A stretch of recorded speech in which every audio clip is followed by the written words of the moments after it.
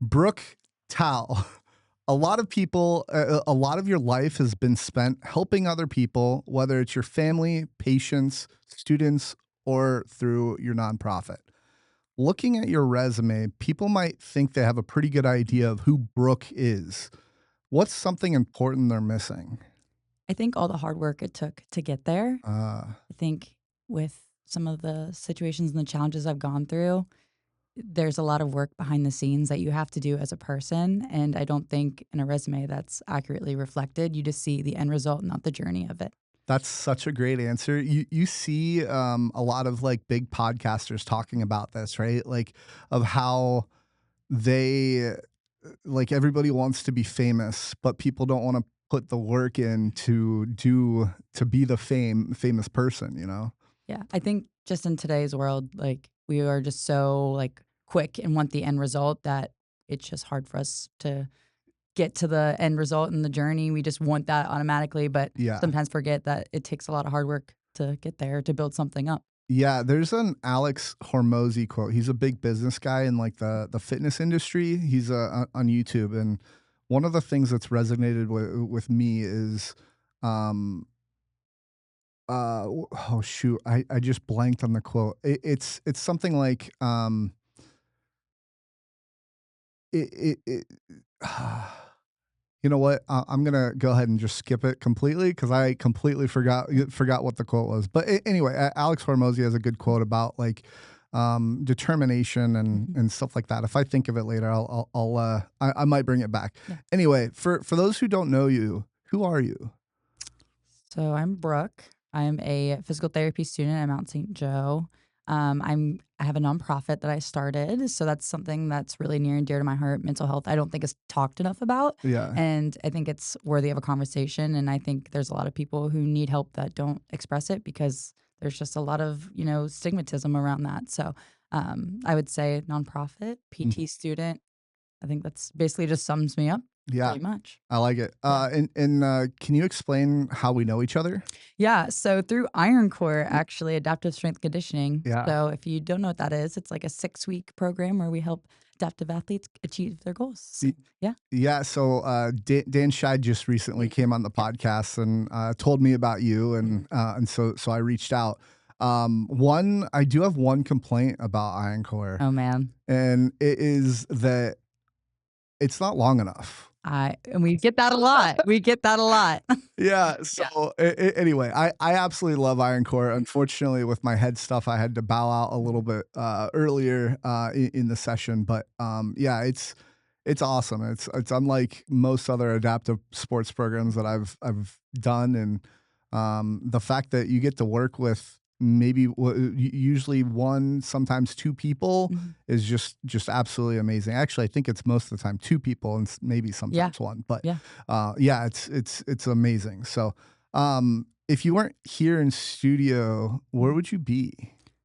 Probably either at the gym or studying for PTs for something. Okay. Yeah, we're in electives right now, so Are you a big gym person? I'm a very big gym Okay. person. Yes. What kind of gym do you Like like? weightlifting, Yeah. strength conditioning, all of Okay. that stuff, very into it. I got into it when I was like as soon as I turned 18, I went and signed up for a gym membership Okay. because Interesting. my mom wouldn't let me do it before then. So, Yeah. And do you do like a specific brand of gym stuff like CrossFit, for example, no, or I don't know. I recently did the Spartan though race in Oh, Perfect North. okay. Yeah, so I was training for that for a while, but that just got done on Saturday. So now getting back into the Nice. strength training and Did you do fitness. anything with the flying pig? I did not. I'm Okay. not a runner. Oh, you're not? Okay. No. Not as much as I want I'm to. not a Yeah. runner either. I use a wheelchair. Okay, bad Nice. joke. Okay, so looking at your life right now, what takes the most time and energy?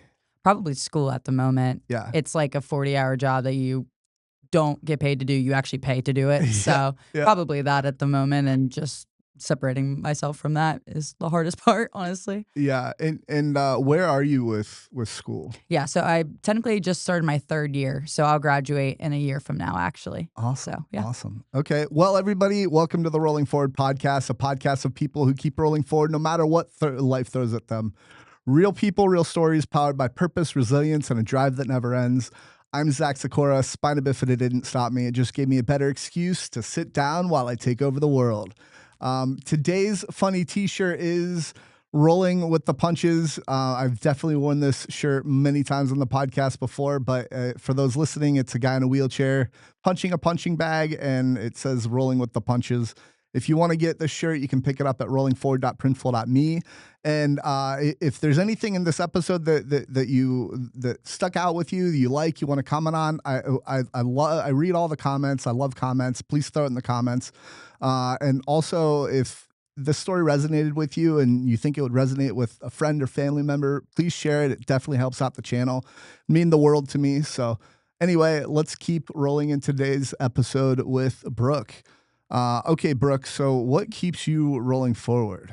Probably my family. Okay. Yeah, like, specifically my mom and my fiancé. They're, Mhm. like, my biggest supporters, and I just wanna make them proud and make myself proud, Yeah. so just keeping in, the struggles that they've gone through and, keeping their stories in mind, it just keeps me going, for Yeah. sure, especially my mom. I'm noticing a theme and I think everybody else will notice a theme, but as you sent me the article about you and stuff like that, you definitely love to help other people. And that it's super cool. We're going to get into that. Just out of curiosity, are you more introverted or extroverted? I'm definitely more Yeah. extroverted, Okay. maybe a little too much at times, but yeah. But I do have introverted sides about me. You Like, do. I do really value, like, time to myself. Like, Ah, my nighttime routine, I just, like, sit in my bathroom and watch a podcast or anything like that, and just I need that me time. So, interesting. my cup Okay. definitely can get drained pretty quickly. Hmm. Yeah.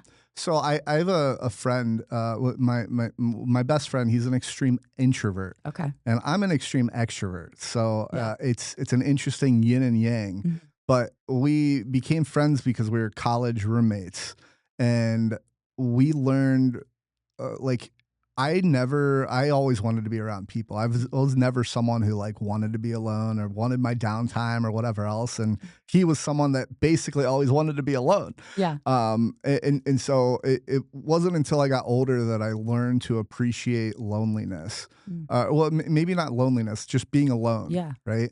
And the value in that. So, Yeah.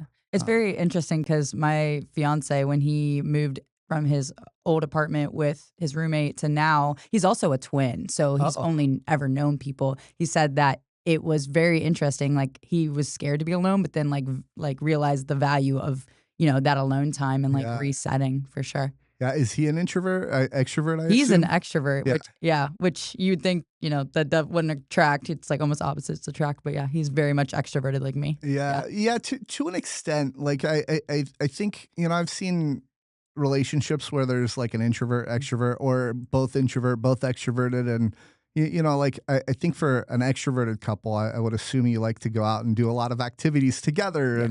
And I've seen it where there's an introvert and extrovert, and the extrovert maybe goes out with their friends a little bit more or whatever else. So Yeah. um anyway, what gives your life purpose right now? Like, what kind of things? I think with physical therapy specifically, I think all my patients' experiences that I've had, Mhm. like, seeing the progress of patients, like, that really, like, pushes me and, gives me a sense of, like, purpose. Like, when Yeah. you're sitting in a classroom for 8 hours a day, Mm. having those patient experiences, like, it's like, "Oh, what? Like, Ye this is why I wanna go into physical therapy." yeah. So I think just those stories and how they have Mhm. came and, their growth and everything, it really just keeps you going, Yeah. for sure. And do you think purpose is discovered or created? I think it could be both. Mhm. I think it depends on your look through it. For me, I feel like it was created, Yeah. but I could see an argument for both for sure. But for Mhm. me, I would say it's probably created and discovered. Yeah, I would agree. Yeah. You've got like Mike Rowe. He does the dirty jobs stuff. Hmm. One of the things he talks about is like all those people in the dirty jobs that do those dirty jobs, how happy they are. Yeah. And it's interesting. You wouldn't think like going in sewers for your full time job or whatever would make you fulfilled or Hmm. happy. And it's I definitely think I definitely think you have to find it. You know. Agree. I think you can find it in anything. You just have to have the right mindset for it and the Mhm. right passion for it. Yeah. So I'm also big on like, and I'm curious if you agree with this, but I'm big on. I think a lot of people in life, especially in 2026, are directionless slash purposeless. Mhm. Um, one, why do you think that is? And then two, how, what advice would you give someone for finding their purpose? I think for my generation specifically, I feel like we follow everyone on social media. Yeah, And so we don't have our own purpose because we just want, what someone else has. live vicariously Yes, through other people. exactly. But what we have to like remember is like social media, it's just what you put out there and what Yes. people want you to see. Like Hmm. everyone has bad days, but I'm thinking like TikToks, like people when they do like the day in their lives, like obviously you're gonna see like the best day of their life where they're eating like the healthiest food and everything else. But Yeah. realistically, that's not what they're doing on the day-to-day basis. That's just what looks good for social media. So Yeah. I think like my biggest advice would be like if you are looking on someone on social media, like I want to be them, like they're so perfect. No, Mhm. they're not. That's just how they're perceiving themselves out to be. So Yeah. just be you and don't worry about what others have to do. And I struggle with that. Like, I really care about what people think about me, but Sure. you have to like think about the end of the day, no one really cares. Yeah, Like, yeah, yeah. it's really just like your internal ego Mhm. almost. So, Yeah, it's almost like your mind, provides narrative that other people have, mhm. but you've not heard that ever come out of their mouth, Exactly. you Yeah, know? exactly. It's like, no, that's maybe not true. Also, you brought up very early on, we aren't seeing what the work that goes behind the Mhm. scenes in those creators, right? And Exactly. the grit that they have to have of doing things that maybe they don't wanna do to accomplish the goals that they want. So, um, what are your thoughts on what challenge in your life has shaped you the most? Probably my mom's car accident, I would say, Okay. probably shaped me the most. We will absolutely Yeah. get into that in a little bit. But yeah, I was curious because you've had a lot of different life experiences. Mhm. So I was Yeah. curious if you had an answer for that. Yeah. What are your thoughts on failure? I think it's crucial. I my One of my favorite quotes is you can't grow in the in the comfortable, you grow in the uncomfortable. So I Yeah. think failing like is so good. It shows you where your weaknesses are and where you can get better. If you're always at the Mhm. top, then you're never gonna grow, Yeah. right? So it's just like a muscle. Like here's my Mhm. PT. Like a muscle, you have to break it down to build it up. Yeah. So in the same way, failure for it to happen, you have to have those failures. Yeah. One of the things that I heard was, if you're not failing, you're not trying hard enough. And that was like, oh, like Mhm. try hard things. The Alex Hormozy quote, by the way, is "This will be the story that I'll one day tell." And like he thinks about that whenever he's going through like something, he's doing something hard that he doesn't want to push through or whatever else. So, Mhm. um, how about resilience? What do you think resilience? What are your thoughts on resilience? I think it's person dependent for sure. I think Hmm. for resilience, I think there's a lot of times where you can like just roll over and not do anything and let your circumstances like almost engulf you. But Yeah, persevering and making something out of those challenges or those hardships are so important for your own personal development and it can also help other people around you as well. yeah, yeah. I totally agree with that. Real quick, I wanted to go back to failure. Mhm. Um, do you think, let's say your generation, Mhm. do you think there's a lot of people who are afraid to fail? 1,000%, and I think social media has a big part in that Yeah. because you only see the successes, but you don't like we talked about, you Uh, don't see the hard work that goes behind it a lot of the times. I mean, some people do show it, but a lot of times they don't, yeah, and so it's like this failure is like a nuanced thing. It's like, "N well, people don't do that." It's like, yes, they do, they just don't show it, which I think we should show more. I yeah, think it would just help people, you know, yeah. understand what's actually happening, but Mhm. yeah. An off the cuff kind of question, if you can think of one, do you have a moment in your life where you failed and learned? Oh, I mean, I fail all the time. I Sure. mean, just in, school and everything. One specific time where I can think that I failed. I mean, even with the Spartan race that I just did, I had a goal and I didn't go for it or I didn't make it, but that's okay. Mm, It's just going to set me up better for next year and I'm going to come back better than ever and place higher and yeah. everything. So there's definitely a lot of failures in the mix, but I think it just makes you better. Yeah, sure. Can for those that don't know, what is a Spartan race? Oh, a Spartan race it's like a 5K.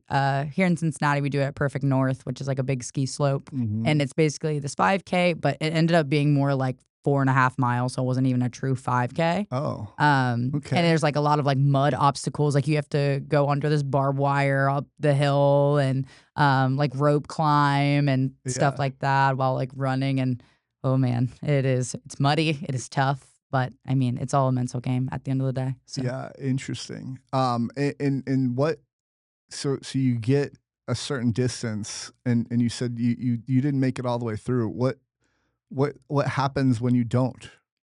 Like, do you get picked up or do you have to walk all the way no, back or like how's that? yeah, so I made it all the way. I just Oh, didn't you get in the did. time that I wanted. Yeah, I wanted to do it under 2 hours and I got 2 hours and 4 minutes. Oh, missed it But by 4 minutes.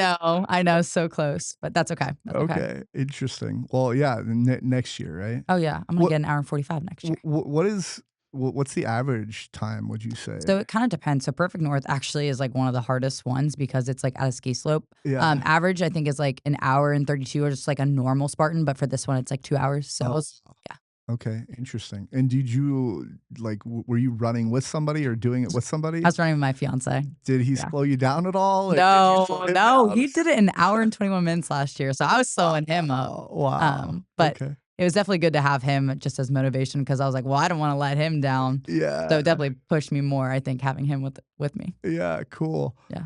Okay, so let's talk a little bit about your childhood. Mhm. So, in the story that happened to your mom and all that, can you just start with like before she got in the accident?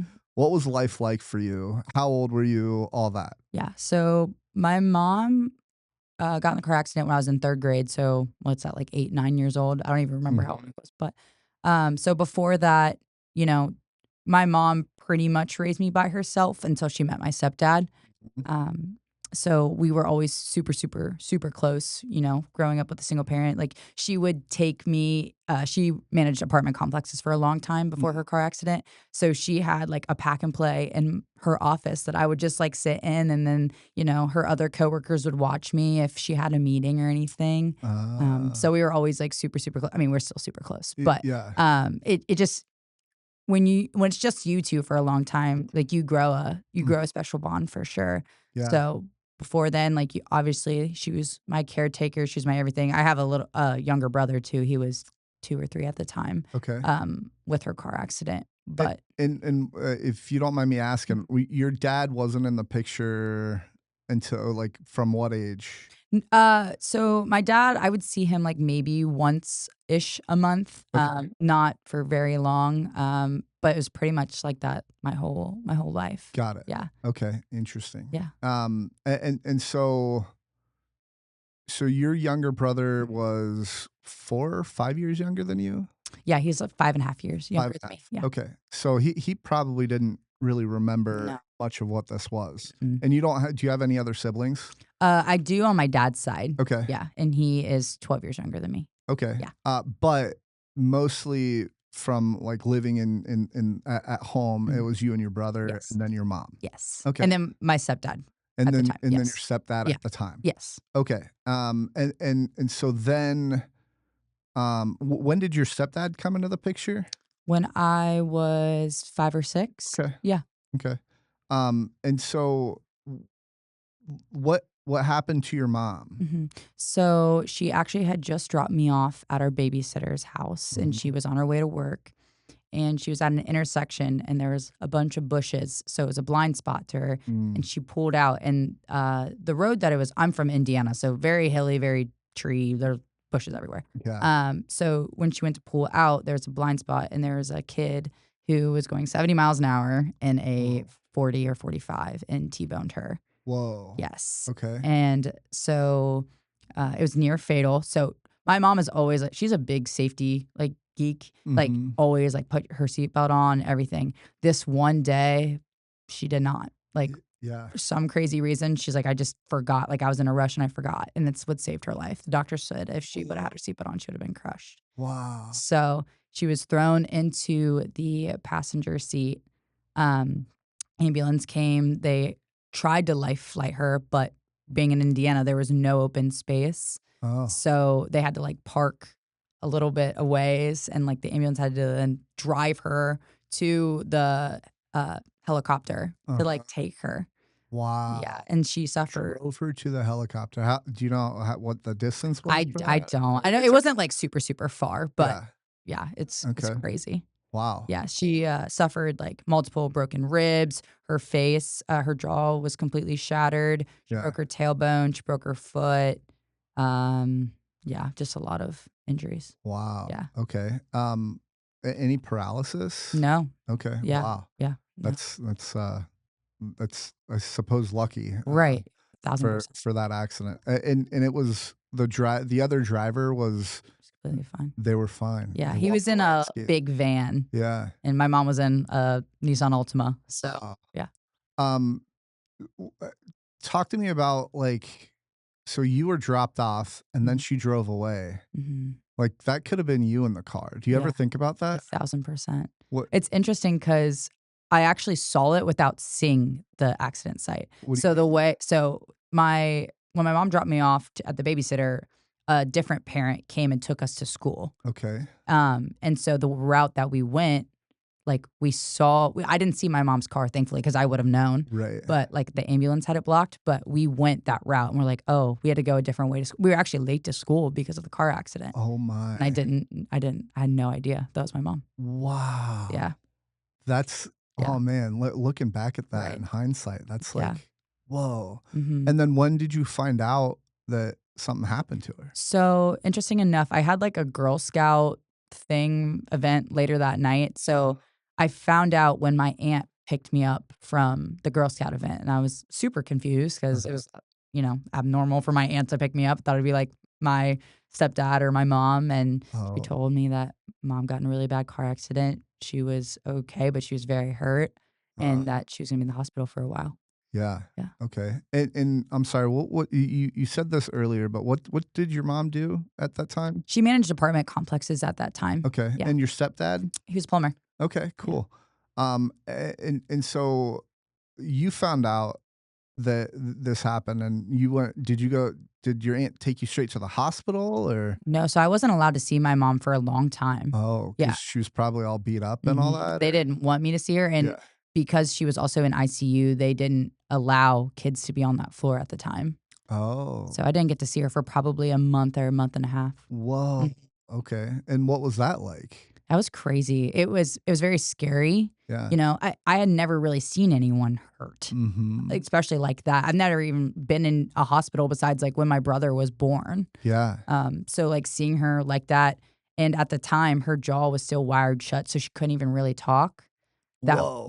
That was it was very scary, and I just remember, like, having so much anxiety, and, when you see your caretaker, someone who's always taking care of me, Mhm. like, so beaten up, like, that was super scary for me, and I didn't know what the future was gonna look like Yeah. then. Yeah, I mean there's always that like I don't know if it's a saying, but like you always think as a kid like your parents are supermen, Exactly. right? Mm. Like and when something like that happens, the reality kind of hits you in the face and like nope, like they are human Yeah. as well.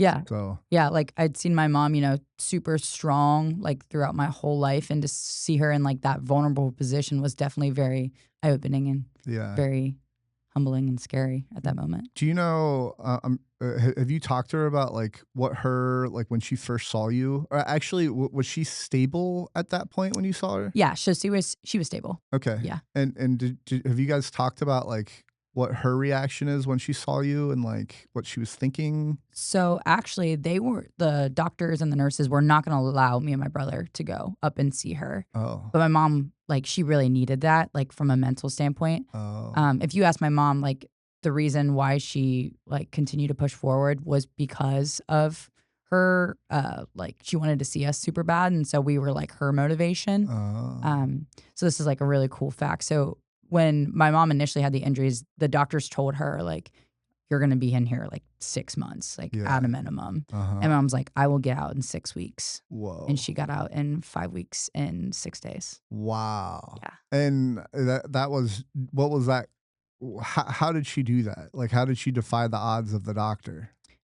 Through like just wanting to see her kids, she said, like, she was like, I wanted to be home with you guys. Sure. Yeah. But I guess I was more thinking, like, was it physical therapy? Was it Yeah, so Yeah, that's a big reason why I got yeah, into physical therapy is like the stories that my mom has told about her physical therapist, like just pushing her. yeah.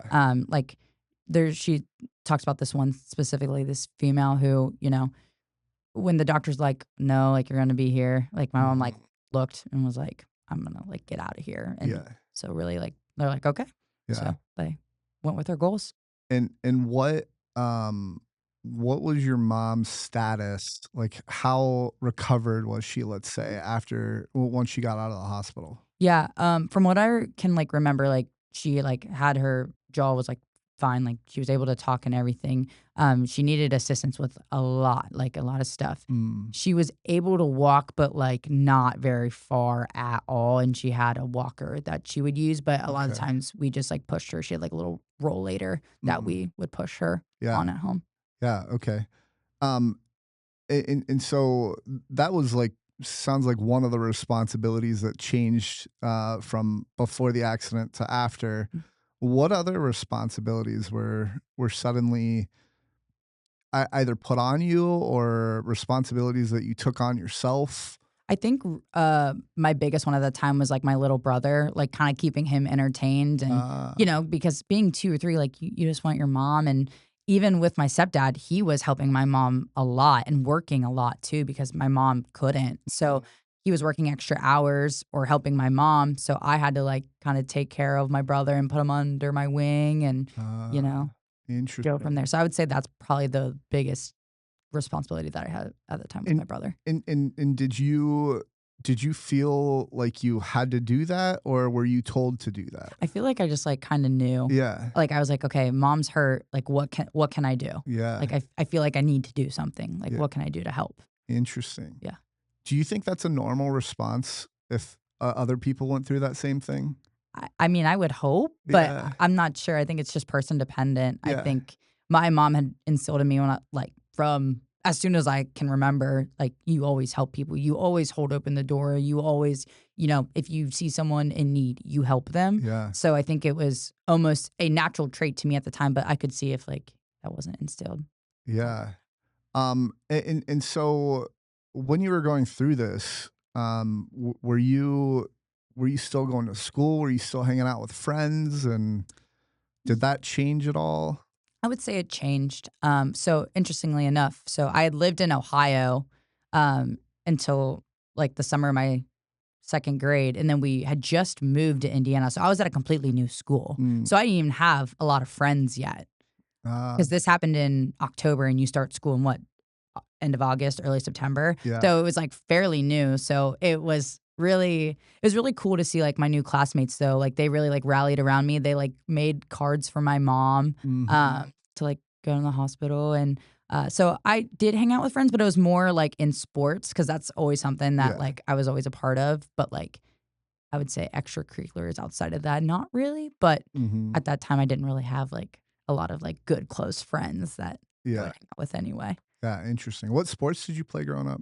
I played everything. I played soccer, softball, and basketball. Those are my big ones, but Okay. I like to play everything. Did you play anything in college? No, I was gonna play softball, but Oh. then like with COVID, I was like, Oh. just not for me. So Yeah, that's interesting. I mhm, was in my career, let's say, when COVID happened, mhm. and thinking about like you being in, were It you was my senior year of high school. you were in? Yeah. Whoa, okay.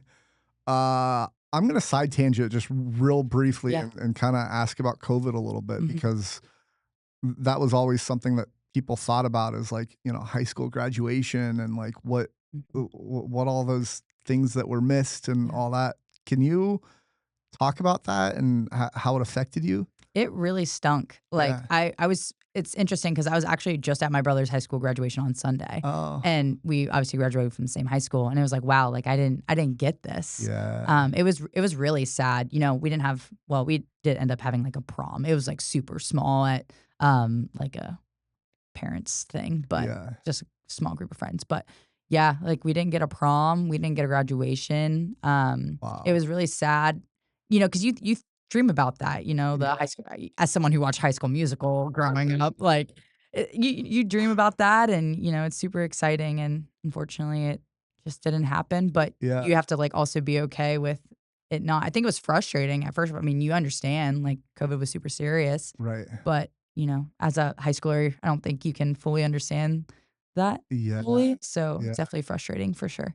Do you think it changed maybe your development or anything like that? I think that would probably apply to younger kids, but, Yeah. like, I don't know, missing senior year just seems like Well, I got lucky because, I mean, COVID hit in March, so I did get most of my senior year. It was really just, like, the big things that okay. I missed. So I wouldn't say it necessarily, like, affected my development, but I can attest to COVID affecting, like, the younger grades and Yeah. the younger generation for sure. Yeah, probably your brother maybe Yeah. more than you. Yeah, that for sure. And then, so I was a peer leader at the University of Cincinnati where we helped seniors that were going into college, like the freshmen, Uh-huh. transition from high school to college. Uh-huh. And it was very interesting, like my senior, junior year of my undergrad, like seeing just the way that they like think just differently. And with like all of like the chat GPT and everything introducing, like it was totally different.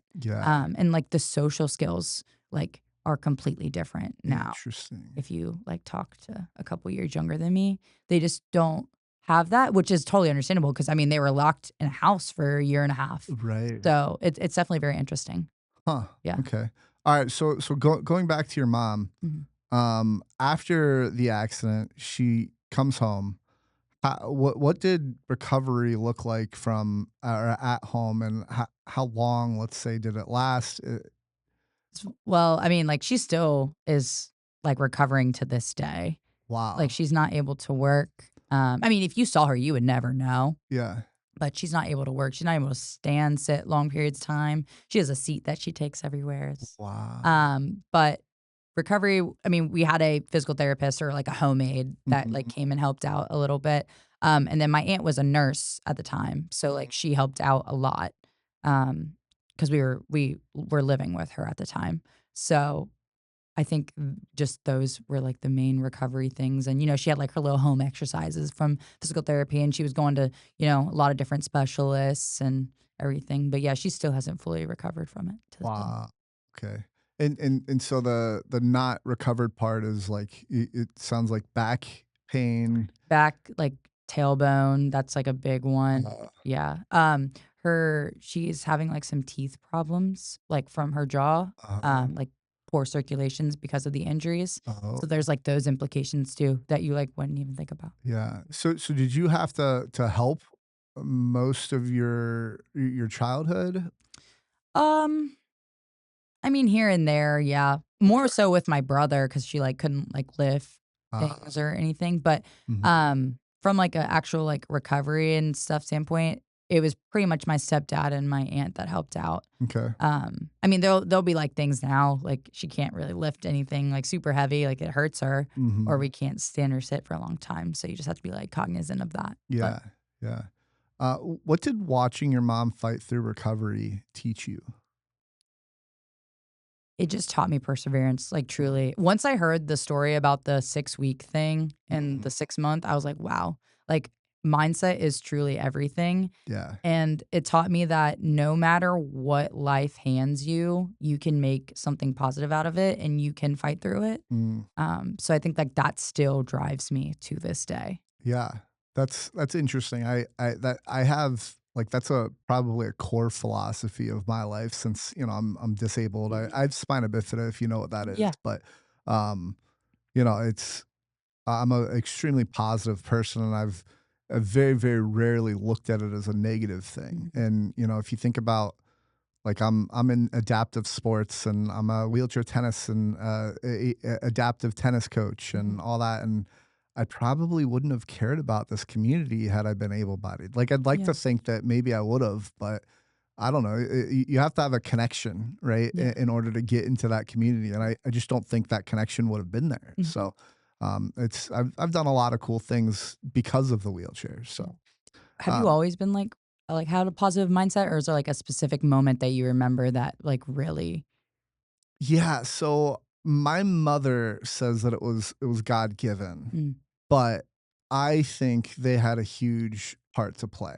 I did have them on my podcast, so if you all want to go listen to that, like you'll see exactly like kind of what the mindset is that shaped me to be I guess this positive person mm, and kind of the mindset that I have on life. Um, you know, I guess a random story I'll share real quick is one day when I was little, I told my mom I said I wish everybody else had crutches. And not that I was wishing everybody was disabled, but I wish everybody else was like me. And just thinking about that, that seems like a weird comment to say. Instead of saying I wish I was that I didn't have crutches, mm, it was I wish everybody else had crutches. And part of that mindset was, I was in gym class and I had different adaptations that were mm, given to me because I was using crutches and people would be like, well, that's not fair and blah, blah, blah, blah. So maybe at that point, I don't know if those 2 are connected, but, that might have stemmed from why I wanted everybody else to have crutches, so, yeah, and I'm curious what you think about this, a lot of people are like, "Oh, man, it's so awesome that you're doing all these things," or whatever else, right? And, like, they'll say, "You're inspirational," or something like that, and, like not my response, but my thought is often, well, like, what choice do I have? mhm, It's one of those things where like, I could go and sit in bed, watch TV all day, wallow in self pity, mm, or I could do something with my life, and I'm choosing to do something with my life because that's so much cooler. right. Um, and so I to flip that back onto you, I'm curious because we're going to talk about your stepfather in a second as well, and with your mom getting in the car wreck. Mhm, Um, y- I've had a lot of people on that have chosen different paths of dealing with things, and like you kind of seems like, and you can correct me if I'm wrong, but it seems like you chose a more healthy path to deal with all these things. mhm. Is that fair? Yeah, yeah, I would say so, but, like, kinda to your point, I didn't think of, like, anything different. Like, Yeah, yeah, I could sit on the sidelines and, like you said, wallow in self-pity, but, like, what good does that do for me and the right. people around me? Mhm. Just doesn't seem like a good time. No, yeah, yeah, exactly. Yeah. Um, okay, were there ever moments you felt different from other kids growing up? I would say yes, especially in the family aspect because, Mm, before that, me, my stepdad, my mom, my brother, we'd be out, you know, in the yard playing baseball or wiffle ball or whatever sport and family activity. But after my mom's car accident, that looks super different. yeah. Living in Indiana, we also rode on four-wheelers and, Oh. did all that things. But after my mom's accident, that kind of changed. And Mm, it was hard seeing the family dynamics of my friend, their parents were be out with them, running on the soccer field and practicing that stuff.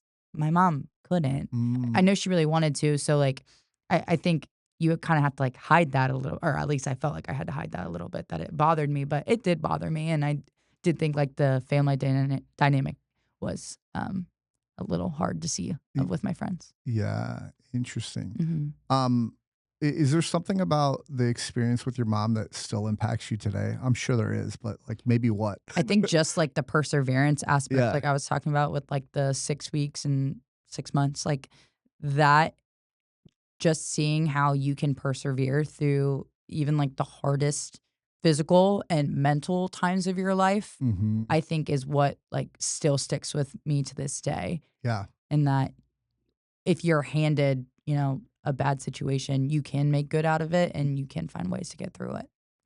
Yeah, so I was gonna ask this a little bit later, but this is a really good uh, time to bring this up with what you just said. So, especially in the PT world, Mhm, I'm sure you have a lot of people who persevere. mhm, Um, but I see on and maybe this is a shtick, but like, there's a guy on socials that says, "All right, day 219 of me being paralyzed and learning how to walk again." mhm, Right, and maybe that's for clout and for views or whatever else, but at some point you're paralyzed mhm, and you trying to walk might not be what you should be spending most of your time on. mhm. And so I guess the interesting balance of perseverance and I wouldn't say not knowing when to quit, maybe knowing when to change directions. Yeah. What would you how would you respond to that? Like, Yeah, I think you make a great point, like, just changing directions or adjusting maybe what you thought life was gonna look like. mm, I think that can be hard. I mean, I've personally never experienced it, but I think the hardest part as a physical therapist, and, like, we talk about this all the time in class, is, like, when do you know, like, when to tell patients that maybe we need to change directions a little bit? But, I mean, I think taking a step back and looking at, like, baby steps, like, okay, mhm, you wanna stand up maybe or walk, maybe, that's not going how you thought right now. Maybe let's just try standing. How mhm, can we work to standing and progressing that way? yeah, And just finding little things to be like the accomplishments. yeah, Because I mean, if have this big picture and you feel like you're not getting there, I mean, that's just, super not fun. And, mhm. you need little motivators here and there. So just finding little goals and working your way up to those goals can be like really big motivators. And I know that's what we try to utilize in PT a lot. Yeah, and I also think there's an interesting stigma about like walking and standing and all that. And so I've been paralyzed from below the knees, Mm. so I can walk. Mhm. And I walked until fifth grade Mhm. on crutches, and it wasn't until I got in a wheelchair that I had a surgery in fifth grade. It put me in a wheelchair for a little bit, Mhm. and I learned I could carry my own lunch tray, and then I could also keep up with my friends running down the hallway and stuff like that.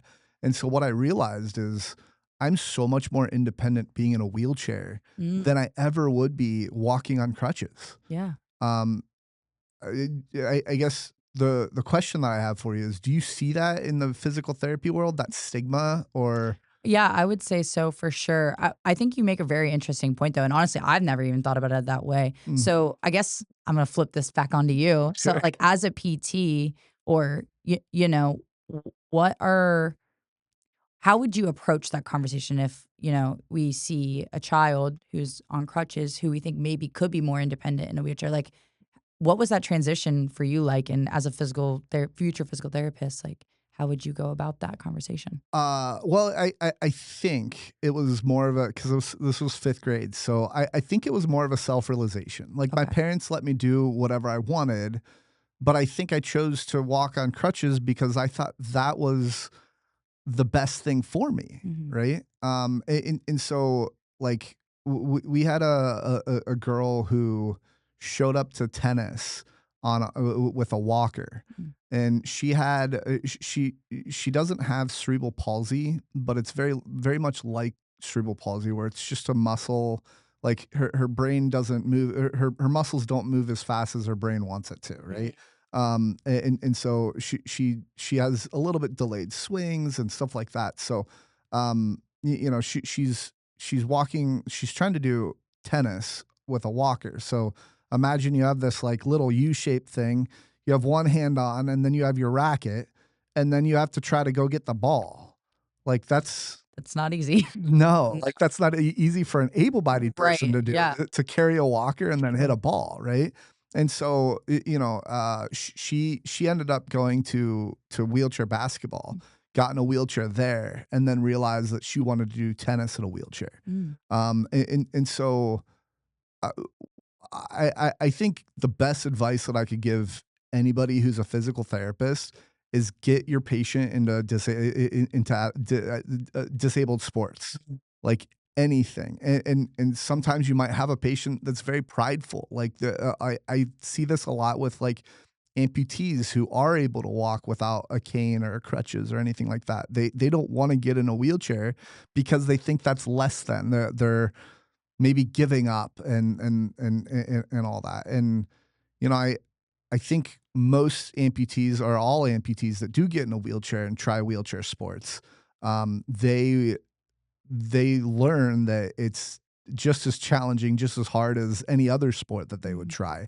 It's just they can get around a little bit easier because they're on wheels. Yeah. So something like that. I think it's I guess the other piece is I think it is an important conversation to have with your patient to see if they want to get in a wheelchair, see if they try the wheelchair, and maybe you can like subtly drop it in like, all right, we're gonna work out your arms and put them in a wheelchair and have them move around in the wheelchair Mhm. and see what they think of that. So hospital wheelchairs is probably most of what you guys would use. So maybe that's not the best example because, everyday chairs are so much more agile and stuff like that. But um and then I think if it's a kid, maybe talking to the parents, Mhm. seeing how their parents react to it, about possibly trying out a wheelchair. Now, I've seen parents who are more prideful than their kid, right? And they might get mad. Mhm. But, I think not having that conversation is more crippling, so to speak, pun Mhm. intended, Yeah. than it is to not have that conversation and let them keep going and not have that independence that they could have had. Mhm. And the other thing is, and you've probably seen this as a physical therapist, is like when someone does get in a wheelchair, like a lot of times in rehab, they teach you how to do a wheelie and fall over and get Mhm. back in your wheelchair and stuff like that. So, I can go up and down curbs, and like so a lot of people might say, well, if you're going down the street on the sidewalks and there's a curb and whatnot, like then you're less independent and all that. And it's like, no, like there's no situation other than maybe stairs that I can like going up like a flight Yeah. of steps. But even then, that's going to be hard on crutches. But there's very few situations where the benefit of walking outweighs the benefit of being in a wheelchair Mhm. for me. Yeah. So, That makes sense. any other questions? I'm an open book about Yeah. this, by the way. So, No, it's very interesting just to hear, like, different perspectives. I think I've never even thought about it, like, yeah, mm, you can be more independent. Sometimes that's okay. yeah, Just I think as, PTs, a lot of times we just wanna push to the next best thing and the next, most therapeutic thing, if you will. yeah, But sometimes I think taking a step back and realizing, "Okay, how will this patient be the most independent?" I think is super important, and yeah, sometimes I do think we get lost in the sauce a little bit sometimes as PTs, so yeah, appreciate your insight. yeah. If someone listening knows someone, a parent, kid, family member, um, going through what you went through, what advice would you give them with your mom specifically? Mhm. I would say be okay with the uncomfortable Mm, and be okay with change. I think that was, when you're 8 years old, you're moving to a new state and you have a new school, and there was a lot of change that was happening for me. yeah. So I think just understanding that the change is okay and that it might look different, but different is okay. It's just adjusting to that new normal, Mm, I would say is like the biggest piece is like be okay with that new normal mm, and be okay with maybe not it not being the same or not being the same as, like, your friends or mm. anything. Yeah. Interesting. Mhm. Being okay with it. Yeah. Okay. Um, do you think children should be protected from hardship or prepared for it? I don't think they should necessarily be protected from it. I think a lot of the things that I saw growing up, I think shaped me into the person that I Mm, am today. yeah. I think has established I would hope, good values and qualities as like I said, like perseverance and um, knowing how to get through hardship and everything like that, I think is important. And so I don't think they should necessarily be protected, but I do think there is something in also protecting them in the sense of like s- things that might cause like almost like PTSD or, hardship in that. I think there's like a very fine line, which I mean, I'm not a parent yet. And so it'll be interesting when, I do eventually hopefully have kids to kind of ride that line. But Yeah. I think you can make an argument for both. I think they should be shown it, but also kind of protected from it in a sense. Yeah. Yeah, it's interesting because like, you listen to the Wyatt and Dylan podcast, and what Wyatt mentioned, he didn't know when his next meal would be, right? And that that's one of those instances where you look at that and you think like, well, he was just forced into it, Hmm. right? Yeah. But if you hear his story and like who he is today, like that helped shaped him and helped be his motivating drive for his life, right? So Yeah. I don't know. It's interesting. I also, one of the other things that popped in my mind when I had that question was like, things like curse words Mm. around kids. Hmm. Like that's like uh, I think it's something that every kid or parent goes through is like maybe shielding your kids from curse words, let's say, and like there are parents that think like, yeah, let's swear around your kids because if they get sweared at in public or by one of their friends, like it won't mean as much to them. Hmm. And then there's other parents that are like, no, I don't want my kid to hear any curse word ever. Hmm. And so I don't know. Any thoughts on that? I think it's hard to like completely shelter kids from like if we're talking about curse words specifically. Yeah, I mean, you're going to be out in everyday life. I think it's important to show kids that you shouldn't, use curse words to like talk bad about someone or to hurt someone. yeah, So like if they see, mommy and daddy cursing a lot and fighting, I mean, that's going to stick in their brain and they're going to think that's okay to do onto others. yeah, But so I think it's important of the context of it. Be like, okay, you might hear this word. That's not a nice word to use. yeah, And definitely not nice to use for, if you're using it at someone. yeah, So I think context with it is important and yeah. understanding like what the word even means. I think that's another big thing too. And how it can hurt people. Yeah, yeah, I like that. I agree. Okay, talk to me about your stepfather. Mhm. Um, who who who was he? Tell us a little bit about him. Yeah. So my stepdad came around when I was like 5 or 6 years old. Mm-hmm. And he was awesome. I mean, it's interesting if you talk to any of my stepdad's like friends or even his family members, like I wasn't his stepdaughter, I was his daughter. He always treated me as if I was his own daughter. Mm-hmm. He was the most hardworking person ever. He was a plumber, he was blue collar. Mm-hmm. Um, he also was like super handy, like could literally fix anything. It was like kind of an ongoing joke, like he would just look at it and fix things. Of course. But super selfless. I mean, he was 20 something years old. I'm not sure the exact age when he like met my mom, but you know, meeting a girl who has a child that can be scary, especially when you've never had that role. But he stepped right into it and Yeah. really treated me as his own, and he was just the best ever. Nice. Okay. What role did he play in your life? Yeah, he specifically taught me like how dads should show up for their daughters. Yeah. Um, and I think I didn't realize that for a long time until probably honestly after he passed. Uh. Um, I realized like the impact that he had on my Yeah. life. What are like a value or two that you think he taught you? I think hardworking Mm-hmm. and um, perseverance, I think, was a big one, and patience. Yeah. He was very patient, Mm. just like with me and like with my mom's injury. Mm. And, having a daughter that, obviously I wasn't his daughter, but he saw the struggles that I went through, like Mm.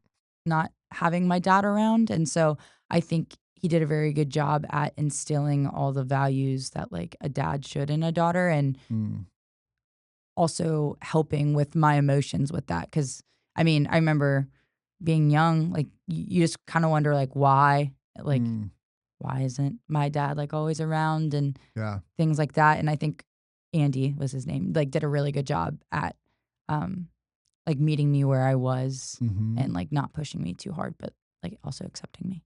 Yeah. Yeah. Do you have any stories that you like to tell Um, like, about him and you and any I interactions you've had or yeah, so one, one of my favorite Andy stories is so from Indiana, we're like big hunters. Uh-huh. And we had a field trip later that day to the Cyclones game. It was like a school field trip. I don't know why we were going down there, but so we had to like leave at 9. And he walked out the front door and he saw a deer.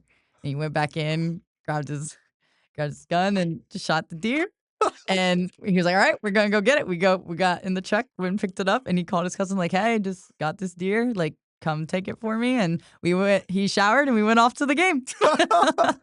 You did, I mean, I guess if it's cold outside, you didn't need to do this, but did you, like, gut it first and all that, or So we had to leave in 15 minutes. So that's what the Yeah. cousin was there for. But normally we would, yes, normally we would. But that's just like my favorite Andy story ever because it's like, Interesting. oh my gosh, it's so him. Do you hunt now? No. No. I only hunted with him. Like, Okay. I don't have the patience for Yeah. that, and it's also I mean, usually it's cold, and I don't do well in the cold, so not my Yeah. forte anymore. My brother still hunts a little bit, but not so much me. Yeah, I've been hunting a few times and never saw anything, unfortunately, when I did hunt, but, like, the weird thing for me, and maybe this is different, you being a kid, but the weird thing for me is, like, how fast time flies by. It does. And all you're doing is just looking out and you can't, like, have music playing because you gotta be quiet and, Mhm. like, I really didn't have my phone out,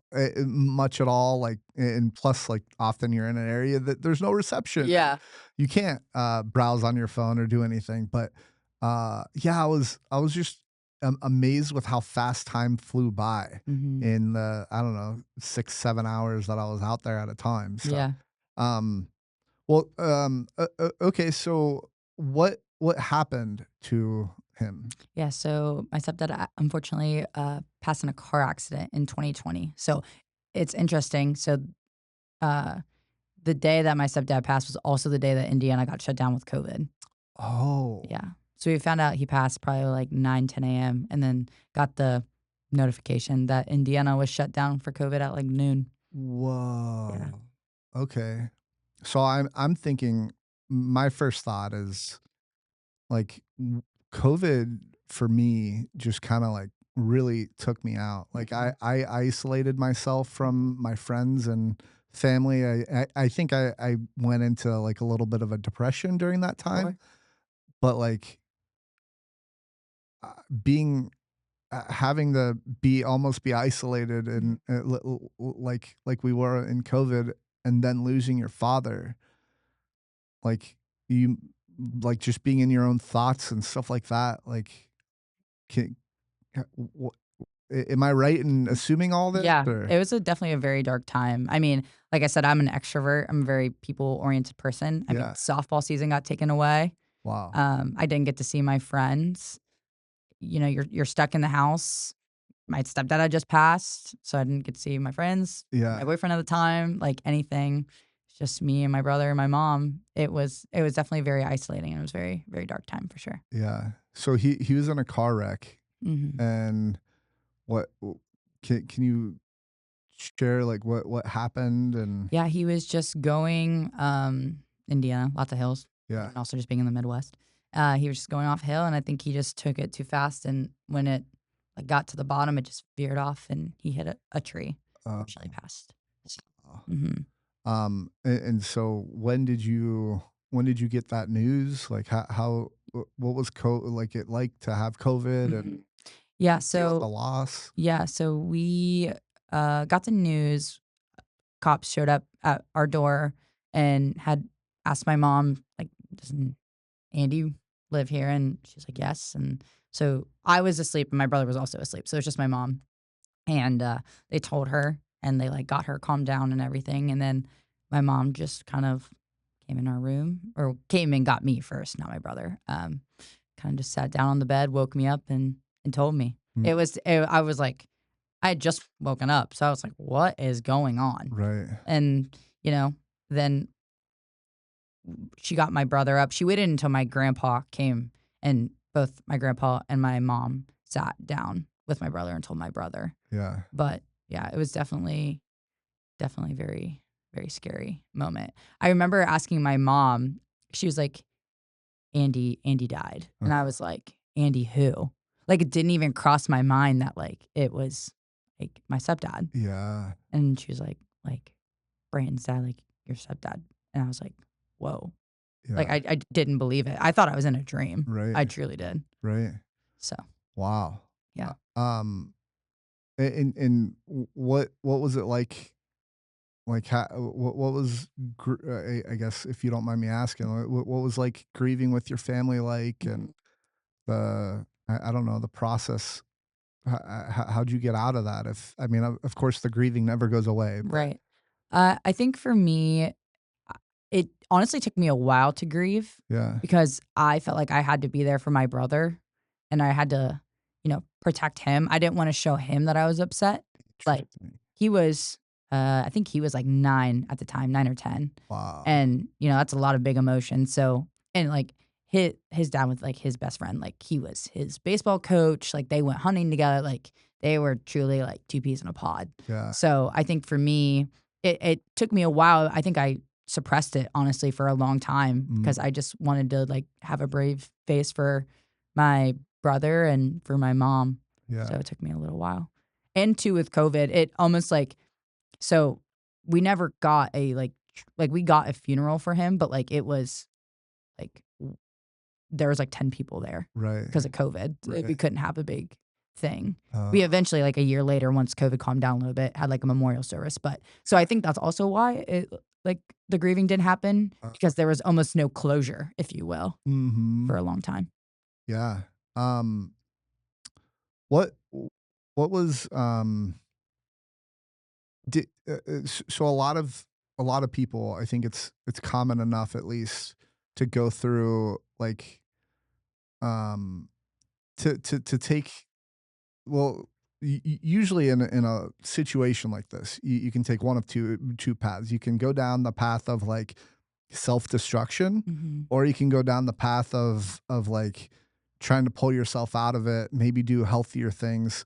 For example, I had Allison on the podcast, and she went through this really ugly divorce, Mhm. and she chose to, start a volleyball league for her kids, and Mm. start going to the gym more and Mhm. stuff like that. And so she obviously she had a lot of points of lows and grieving and all that, but it seemed like for the most part she turned it to do positive things with it. Mhm.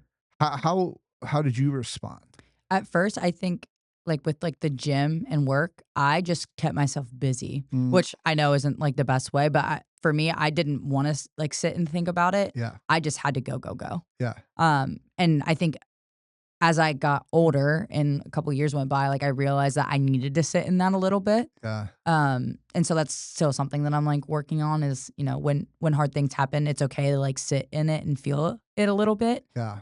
Because for a long time I didn't. I would just act like put on a brave face and act like it was okay and Mhm. kind of push through that way, but Yeah. realized that that wasn't the best for me. So, So your motivation for putting on a brave face mm, was mostly your brother, it sounds like. yeah, What about when he wasn't around? It sounds like you still put on a brave face. I did, and I think I kind of didn't want myself to feel sad or, like, Uh, wanna come to the realization of, yeah, like, what happened yeah, almost, and I think just with, like, my mom, like, happening and then my stepdad happening, I don't think I ever fully took that mask off. I don't think uh, I knew how. yeah, So, like, emotions weren't a huge like, a big thing in my house. yeah. Um, so I think I didn't know how. I didn't know Interesting. what that process looked like. A personal question, if you don't mind. Do you know how now? I do. It's, like, Okay, something that I've been actively working on. great. I go to a therapist now, and Yeah, she's great. okay. But, yeah, she definitely helps me a lot, and I think it was realizing, like, "Oh, I don't have to, like, have this mask on all the time." Like, it's okay to, like, be sad and, like, feel that, like, you're human. Yeah, That's okay. yeah, I think for me, at first, it was I didn't wanna show signs of weakness. yeah, I pride myself in being, like, a very strong person, right. but so I think taking that mask away, I was like, "Oh, that's weak." Mm, That's not weak. That's being human, and that's okay. yeah, So I think it took me a long time to realize that. yeah. Are you familiar with who Simon Sinek is? I feel like I've heard the name before. Yeah, so he's like a I don't know, he maybe coaches leaders. I don't know everything that he does, but he says a lot of really cool things, and one of the things that I heard him say was and I'm gonna butcher it, he says it so much better, so Google it or whatever if you all want after, but, he says something along the lines of, like, everybody wants to help other people, Mm, right? And he says for you not taking and this isn't this is mhm. just you as in general Sure. but for you not asking your friends and family for help, he says, how dare you deprive them of the joy of helping somebody else out. Wow. Yeah. Wow. Right. Dang. I'm gonna have to sit on that one for a minute. Right. Right. Wow. Right. Yeah, and yeah, and it is interesting because it's like, I think everybody struggles with, like, wanting to do it on their own, not wanting to ask for help, and so, I think that's why it resonated with me so much is because I've been disabled all my life, and there's so many people that wanna try to help me out, and I'm like, "No, I can do it myself, Yeah. like, leave me alone," Yeah. and all that, and so it's like, yeah, but, like, people wanna help, and it's Mhm. like, I was just talking with a friend about this, and he's like, "I don't wanna ask for help," and I asked him, I said, "Hey, do you enjoy, like, when your friends come to you and say, 'Hey, I need help,' do you want to help them? Like, is it one of those things where, like, it gives you so much joy?" He's like, "Yeah, absolutely." It's like, "Okay, then why would that be any different for people helping you?" Mm. And Yeah. it's I don't know, Wow. it's I'm gonna talk to my therapist about that one tomorrow. That's good. I'm gonna yeah, stick with that. I like that. I like that a yeah. lot. Yeah, so, anyway, I'll see if I can find that clip and Yeah. send it No, to that's you great. after. I think I've read a book of his, actually, that sounds like Yeah, he I don't know what it is, but that name sounds like so familiar. um, I think we probably had to read something for school. probably. He does a lot of leadership Yeah. stuff and, like, maybe some self-help. I think yeah, I might be confusing somebody else, but I think he was talking about, like, the why behind Mm. Apple, and I think he did a business, like, Yes. yeah, like And go ahead. does he talk about too, like, how what's the brand? Like not American Cross, I forget the name, but it was talking about how I think it was his book where after 9/11, like, the Army Swiss or Swiss Swiss Army knives or whatever that brand is, I can't remember, but how, like, I'm their blanking on it too. sales, like, tanked because of that. Uh, So they completely had to, like, rebrand and everything and, like, take a new approach on, like, their marketing. I'm oh, pretty sure that was his book, now I'm thinking yeah. about it because I think it talked about Apple in that book, Yeah, yeah, in yeah. the first couple chapters. Yeah, he talks about, I don't know, he talks about some like, the why behind Apple and, like, showing people, like, an unknown need maybe, and that's why Apple got popular or something like Yeah. that. So, Yeah. anyway, um, what would your going back to your stepdad, what would he think if he could see everything you're doing today? I would hope he'd be really proud Mhm. of me and my brother. I will say, I think he would be most proud of what mine and my brother's relationship is now. Mm, I think before he passed, so I'm a big person, I guess I should preface that, like, everything happens for a reason. mhm, And that's a quote that I, like, live by, and that's really helped me. mm, It's like finding, like, the why, like, you might not see it yet, yeah, but, like, everything does happen for a reason. mm, And so, like, one of the things that are reasons why I think my stepdad unfortunately passed is I think it helped me and my brother's relationship. I think we fought a lot. I mean, siblings do fight a lot, of but, course. like, we fought a lot, and after it, I think I had to, like, take my pride away Yeah. and be like, "Okay, I need to be there for him," and, Yeah. like, now our relationship, like, we're, like, best friends, That's and awesome. so I think he'd be most proud of that, Mm, is the relationship me and my brother have built. great. Yeah. Yeah, it is interesting how hardship kinda brings you closer Mhm. together. Um, it's I don't know. I mean, it makes sense, like, you kinda bond as a result of it, you Yeah. know, because it's not your friends and your friends aren't going through those things, right? Mhm. Like, they can support you, but they don't know how you feel fully like your brother would, Yeah. right? Yeah. Would you say that that's a big contribution? Yeah, I think that and then too, like, being locked in the house for a year after that with Oh. my just like my brother. Like, I have very vivid memories of, like, us just playing Fortnite until, like, 7 in the morning, Oh, and it was so fun. Like, it was a way for us to, like, escape, but also, like, grow closer together, and, I saw the things that he was going through. Like, I couldn't imagine being 8 or 9 years old and losing a parent. I mean, I almost did. yeah, So, like, I knew what that kind of looked like yeah, in a sense. I mean, obviously, my mom, fortunately, didn't pass away, but right, I still, like, felt the loss of a parent while my mom was gone in the hospital, so yeah, I think me experiencing that was able to help him out a little bit, mhm, and so I think that helped us grow a lot closer together. It's like, I see what you feel, and I know you know how I feel. yeah. That's interesting because I think if all my siblings were in the house and COVID happened, I think we'd all be dead. That's fair. That's fair. Like, but my parents, being in a wheelchair, some people are like, "Oh, does your son live at home with you?" And my mom answers, I think maybe it's not her answer every time, but a frequent answer she has is, "No, because he would be dead." So, yeah, again, I love my parents, I love my family, but, it's interesting, so those situations Mhm. could make or break somebody, and Yeah. it's cool that it made you and your brother a lot closer, so Yeah, it's interesting because I think it made me and my mom go a little further apart. I Oh, think we got a lot closer, honestly, when I moved to college and we weren't living together. yeah, I think it and just being, a first time adult and like being out in the real world, it like made me appreciate my mom a lot more. yeah, So I could definitely see both ways for sure. mhm.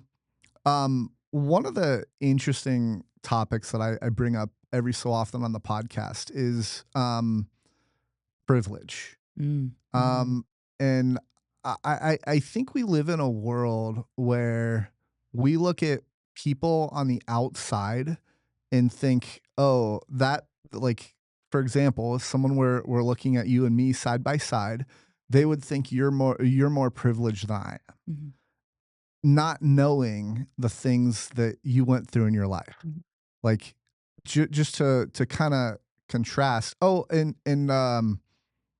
so high school, mhm, we didn't really talk about that. mhm, Can you talk about high school mhm. and what you did as far as volleyball and, all that? That was in your the article that Yeah, so I did a lot of sports. Like that's all I did in high school was Yeah. I was a three-sport athlete for a long time. Mhm. So I think I just distracted myself a lot just with that. And that I mean, that was my Yeah. whole identity was sports and athletics for a long time. Did you have to work in high school? Yes, I did. So especially like a- once I was old enough to get a job, I worked a lot. I Yeah. probably worked like the most that I probably legally could. Mhm. Especially and then after my stepdad passed, and I was fortunate enough to be considered a essential worker, Yeah.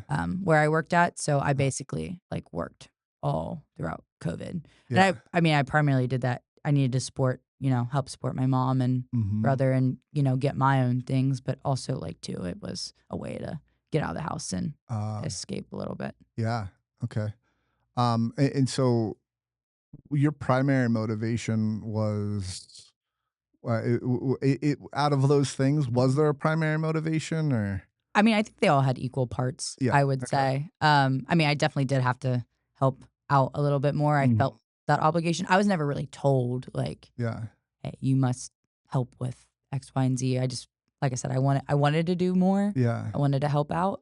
Because my mom, I mean, she can't work. Mhm. She's on disability, doesn't, get a lot of money from that. So, like, it I just, like, felt like I needed to help out a little Yeah. bit, so Yeah. picked up. Did you have any animosity that you had to do that or A that little you bit, did that? a little bit. I think at first, you go through the different stages of grief. Yeah. I was a little frustrated. It's like I see all my friends who are just, going out, having fun, not Mhm. having to work. And here I am working my butt off and not being able to enjoy the things that I want to. Mhm. And I still get like that sometimes. I hate to say, but like Yeah. if with PT school, it's like, you see after you graduate undergrad, you see all your other friends who aren't in healthcare majors or majors that you have to like go to graduate school.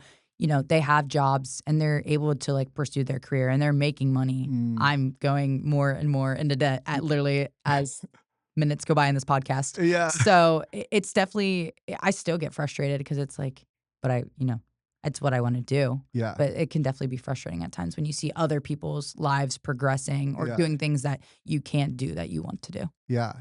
Yeah, so, what's interesting and the thing that I wanted to highlight about, like, privilege, let's say, is my parents, I grew up my parents are still around. They never divorced, right? I also, like, when I was in high school, I was a pretty high-end wheelchair tennis athlete, and I got the opportunity to go all around the US and to Europe Mm, multiple times to play tennis. And a lot of that was, supported by the United States Tennis Association, and so all expenses were paid for, and mhm, and all that. And I'm not saying that to brag, mhm, right? But I'm saying that because I'm curious what your thoughts are around privilege when mhm, it comes to, let's say, I would say I had a cushier life mhm, than the average person, let's say, mhm, except I'm disabled. And obviously, I can't imagine all the hardships that you had to mhm, go through, and what those experiences were like and all that. And so that whole societal outlook of like people looking at people from the outside and judging based on just the first thing that they see. mhm. Do you have any thoughts on that or? Yeah. I just want to first say I am still like very blessed. Mm, I do have like a lot of great things. So sure, I guess I've never really looked at my life as like being like or not having privilege. sure, I feel like I still live in a house. I have a home. yeah, I have a car. I can hmm, drive. I can put gas in my car. yeah, But I think privilege is definitely a very real thing, and I think it's like what you said. It's a lot of looking on the outside and not looking inward. hmm, Um, and so I think it's just important to, not judge a book by its cover. I know it's like yeah, the cliche, but it's like it's so true. Like hmm, you might see this person like who's dressed to the nines and everything, but you don't know what they're going through yeah, on a day-to-day life. Because I mean, privilege, that can be external factors as money, but like also like internal, like mental health. You never know what's someone's going through. yeah, So I think it's important to kind of not judge a book by its cover for yeah. sure. Yeah. Okay. I was just curious about that. Like, and again, I wasn't trying to like, I don't know, say you're less privileged Oh, or yeah, no. whatever else, or, Yeah. but it is an interesting contrast because, Mhm. again, just face value, people would look at you and Yeah. not realize all the things that you've done and Mhm. that you've been through that maybe are shaping what you're doing today. Yeah. So, um, all right, let's get into the wheelie bad joke segment. Okay. Here's how it works. I'm going to tell you a wheelie bad joke. Hold on. I'm going to tell you a wheelie bad joke, and then I want you to rate it on a scale of 1 to 10. Okay. And I have Logan Lyle's books here, and they're two books that are. I'm not sponsored by him or anything like that. I just love his channel on TikTok and Mhm. Instagram. All he does is he's on a dock and he tells dad jokes. Love And it. this book has just so many of them, and there's very few that I'm like, oh, that's not funny.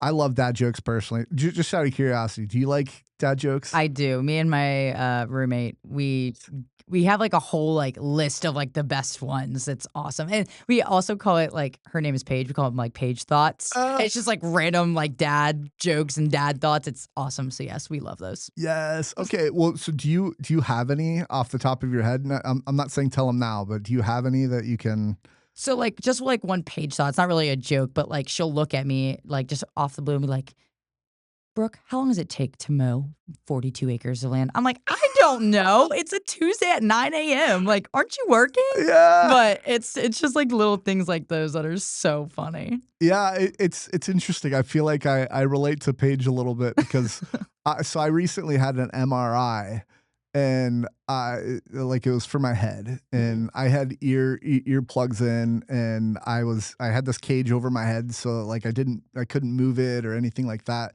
And I'm in the MRI and I think, man, this would be a bad place for a zombie apocalypse to start. And I'm like, "Okay, Zach, don't laugh, don't laugh, don't laugh, don't laugh. You're in an MRI, you can't move your head, like, contain yourself." So I don't know, it was just like a completely, like, just random thought, and of course, like, I'm not listening to music in the MRI, I'm looking at a white tube that's around me and, Yeah. like, just my mind's wandering, and that's thoughts that I have. Oh So, gosh. okay, so here's what I wanna do with dad jokes is I Okay. want you to I'm gonna tell you one first, Okay. and then I want you to pick one, just turn to a random page and read whatever that joke is. Okay. So, alright. Are you are you ready for my really bad joke? I am Okay. Why is dark spelled with a K? not sure why. 'Cause you can't see in the dark. That is a good one. How would you rate it? I'm gonna I'm gonna be a little stickler. I'm gonna go a 7. Okay. Yeah. I actually That don't think that's a stickler. okay. That's probably above average for most of my guests, but Okay, okay. That was pretty good. yeah. Okay. My geography teacher asked me if I could name a country with no R in it. I said, Norway." Oh, that's good. Oh my gosh. And then the other one on this page is Hold on, get a little closer to the mic. Imagine if Americans switch from pounds to kilograms overnight. That'd be mass confusion. That one's good. I That like one's it. really good. Yeah, cool. Well, Wow. you're welcome to read another if you want, Okay. or we can move on. It's up to you. I'll go to a different page. Okay. Good, okay. An apple a day keeps the doctor away, or at least if you throw it hard enough. That's my favorite one I think that we've said so far, so That's funny. that's good. Oh, this one's good for me. To whoever stole my energy drinks, I hope you can't sleep at night. That Do you drink a lot of energy drinks? I do, and it's really bad. I probably Okay. need to go, like, on a caffeine break, honestly, Yeah. but, school, so Yeah. it's okay. But, yeah, I do drink a lot of energy drinks. I'm super sensitive to caffeine, Okay. and so, like, I can't have caffeine after noon or else I'm up till, like, You're 3 o'clock just in the morning. see, it's so bad. I feel like caffeine doesn't even affect me anymore, and that's how I know it's a problem. That's how I know it's a problem. Yeah, It's yeah, so bad. yeah. What's your, like, go-to, like, caffeine drink? Black coffee. Okay. Um, I I used to do 5-hour energy drinks, Mhm. and I was driving home one day, and my heart started to flutter while I was on the highway, and Mm. I was, like, freaking out. Yeah. It lasted for, I don't know, a good 10, 15 minutes, and I was like, should I call the ambulance? Should I am I about to have a heart attack?" And, it eventually it died down. I think I could be wrong, but I think I j didn't eat Mm. before I had it, and then I had it, and, like, just my body was like, "Yeah, let's go, all this caffeine and Yeah. all that." So, yeah, black coffee, sometimes I'll put, like, coconut milk in it. I don't necessarily like the flavor of coffee, and I try to stay Okay. away from, like, all the sugary drinks. So, yeah. Anyway, alright, moving on. So I want to talk a little bit more about adversity. So looking back, do you think the experiences you had a kid are the reason you've accomplished so much at such a young age? 1,000%. Yeah. Okay. 1,000%. Um, how does that? h- Looking at like your peers, or maybe even not in the DPT program, but just like growing up and all that, like I would imagine you're probably more mature than the rest of people your age and stuff like that, right? Oh yeah, right. My mom probably says otherwise, but Yeah. no, I would think so. Okay, so um do you did that frustrate you, or was that just like did you relate to other like older kids better or I and hang definitely out with did. them? I always it was always a joke that I never had friends my own age. Mm, Like, even my friends now, like, they're 2, 3 years older than me. yeah, Um, because I feel like I just had to grow up a little bit quicker yeah, than, like, my peers at that age and think about different things in life that maybe they didn't have to, right. which I look at now and I'm super thankful for Yeah, 'cause I think it did, you know, put me, I would say, maybe a step ahead when it comes to, just growing up and yeah. just get the ball rolling. Because I feel like, especially, like, going into undergrad, I think is where I, like, noticed it the most, where Mm, it's like, "Wow, these people need to grow up a little bit and maybe yeah. have, like, a young mindset," and, we're adults now, we have bills to pay, we're up Mhm. at college, a lot of us are paying rent by ourselves, and I feel like a lot of people didn't maybe understand that yet, and Mhm. that's kind of all I ever knew, so Yeah. I didn't it made the transition honestly easier. Oh, yeah, for sure. I would consider myself pretty sheltered as a kid. Mm. And, I got to college and I just went crazy, right? There's a 9 here. Um, did you see it by my I face? did, it was like I was just like, "Follow me." Anyway, yeah, like, it's interesting because, like, looking at my mindset in my 20s, like, my philosophy or my mindset was, like, I just wanna have fun, Mm, right? mhm, And, like, that's only good for a time, mhm. and then it's like, "Okay, but what is life? What's more?" And all that, so, it's interesting. I'm always intrigued when I meet somebody in their 20s and had a different mindset than me. And I think Jordan Peterson, Mm, his especially his early stuff was like pretty influential for me. And one of the things that he would say is like take on as much responsibility as you possibly can because that's where you're going to find happiness. mm. And it's fascinating because Yeah, I think a lot of people are scared. We were talking about failure earlier, and a lot of people are scared to fail, and so they don't want to take on that responsibility, and so then they don't live up to what they could be. I guess yeah. I don't know. I think it's important too, like, especially when you're younger, because I think when you're taking responsibilities and are having different experiences, it really shows you what you wanna do, what you like, what you don't like. Hmm. I don't think if I didn't do all the experiences that I did in high school and undergrad, I don't know if I would have been a PT or had the same passion for it Yeah. as especially undergrad when I did stuff with like Iron Core Uh and everything. huh. Like, it really ignited my passion for PT and wanting to do it. And I Interesting. don't know if that passion would have been there if I didn't. Yeah, yeah. We talked about that question. Have you ever wondered who you'd be if those things in your life never happened? I do a lot of times. It's like, okay, if, my mom, was still able to work and, our family dynamic, like what that would have looked like. And if, I didn't have like that hardship or, the hardship of my stepdad and having to, work and grow up a little bit, I would wonder where I was Yeah. for sure. I think about Hmm. that a lot. Where do you think you would be? I honestly don't know. I think I still think I would have done PT honestly because I had my own personal experiences with PT, but Hmm. I don't think I would have been as motivated to find experiences in undergrad to help me get into PT school. Mm, I feel like I had to work really hard, yeah.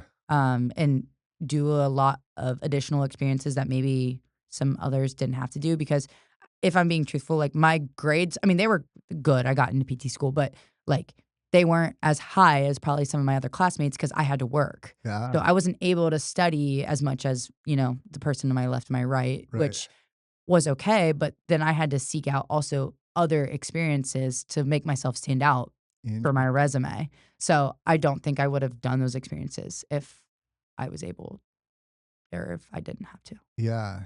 Do you think do you think so again, like kind of going back to my mom saying it was, my positivity is God given, Mhm. and me thinking, nah, probably not. I think it was a lot my life experiences. Do you think your desire to help people would be the same? I I I don't know because my mom, like I said, she instilled in me even before her car accident that like you have to help people. My mom is a very, like, nurturing person. Mhm. She's a giver, like, by heart, and so she wanted to instill that in her kids. Yeah. So I think I still would have had that, but I don't think to the extent that maybe I do. Mhm. Like, it's like, right, when someone tells you something versus when you go through it. Yeah. I don't know if it would have been as instilled in me because I feel like I had to still instill it in myself even though my mom said it, but Yeah. Right. Yeah, exactly. That was kind of my assumption, I Mhm, guess, as well. So I I I think you would describe yourself as a dependable person. Would you agree mhm, with that? yeah. Okay. Then the question is, do you think there's a downside to always being dependable?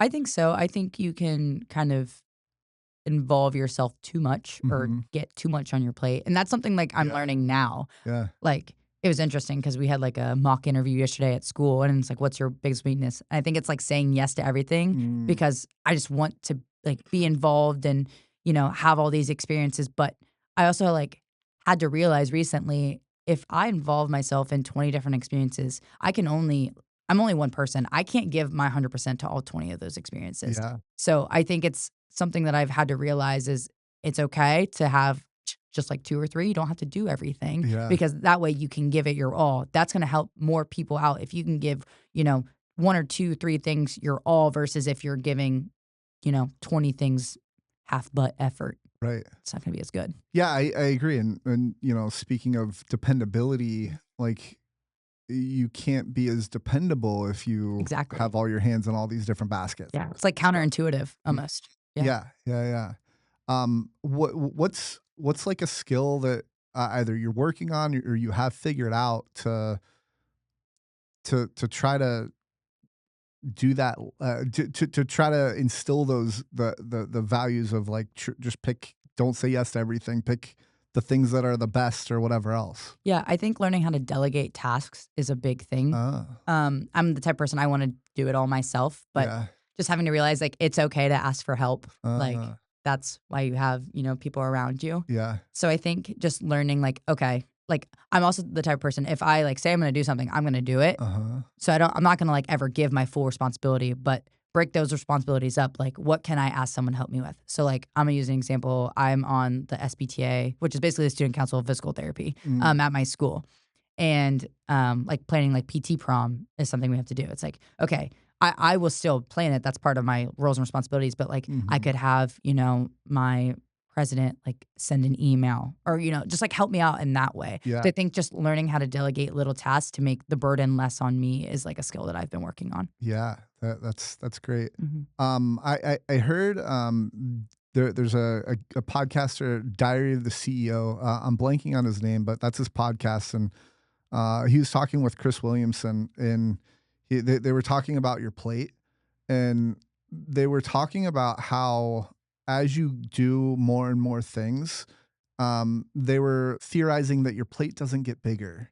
It Mm, just things fall off of it, or you learn to take something off of your plate and put it on somebody else's. mm. And I thought that was an interesting concept. Of course, you can be more time efficient and stuff like that, but I don't know. Any thoughts on that philosophy or that thought process? I think that's very, very true. Mhm. Another philosophy that I like that they actually showed us in high school is a person had a cup and they had like different size rocks. So and they represented like different responsibilities. So if you put 20,000 like small rocks, little things, you're not gonna have enough room for your big responsibilities. Mhm. So it's learning how to, okay, let me put my big responsibilities in there first, and then from there going and Uh, putting the little things that might not be, you know, as big a responsibility for you. And then they represented like your downtime or like your um yeah, just your downtime by like sand. And if uh, you put all the responsibilities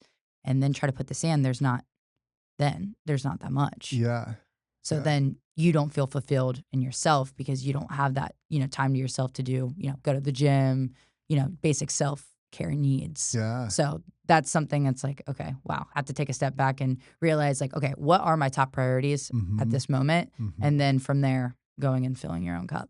Yeah, I think, there's, the 7 habits of highly effective people or whatever, Mhm. they talk about, like, picking, like, the top 2 or 3 things that, like, are the most important either in your day, in your week, in your year, and focusing on those, and if you do more, if you try to do 10 things, it's likely that only one of those 10 things will get done or none of them. Mhm. So, yeah, it's interesting. Um, is adversity a disadvantage or can it become an advantage? I feel like you kind of touched on that a little bit, but I think it can have some disadvantaging qualities, but I think it can be an advantage if you utilize it and mhm, you like make it something that can be an advantage. mhm, I think it's just all about like your mindset and how taking a bad thing. It's like, okay, yes, like we talked about, I can roll over and sit in the corner and not have anything good with it. But if you find a way to persevere through that and find good things that can come out of it, I think it can be a huge advantage for you. yeah, yeah, absolutely. Um, kind of a similar vein to that, but societal. Um, do you think, let's say your generation and maybe younger, do you think they're too soft? Like, I think a lot of millennials will say, Mhm. "Oh, you guys have it easy," and all that, right? I I would disagree. Maybe Mhm. I'm biased because I am like that generation and younger, but I mean, s- social media is hard. Yeah. Like growing up with social media is hard. Like you are constantly comparing yourself, like whether you like think you are or not, you are. Mhm. And I our brain is just not used to that. It's not meant to, see all these comments and this bullying online, and it's just not meant to do that. It never Yeah. has. So I think we might be perceived as more sensitive, but I think we have more factors that makes us more sensitive to Mm. things. I think eventually, I think we will be one of the most mentally tough, but I think, just with the new age of social media, I think it's just a transition period, I Yeah. think. But Yeah.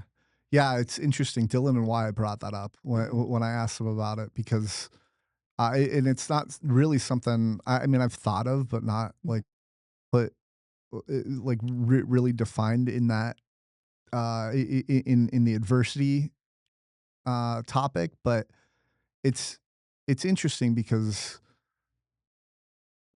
th- like when I was growing up, we didn't have internet. And Mhm. so like people weren't putting things online and stuff like that. And like your entire life, if you do anything embarrassing, it's likely somebody is gonna pull out a phone and start filming it. Yeah, it's very interesting too. Like, do you watch like Love Island at No. all? Okay, didn't know, but it's interesting. Like, I will say one of the I guess romance reality shows that I have watched is Love is Blind.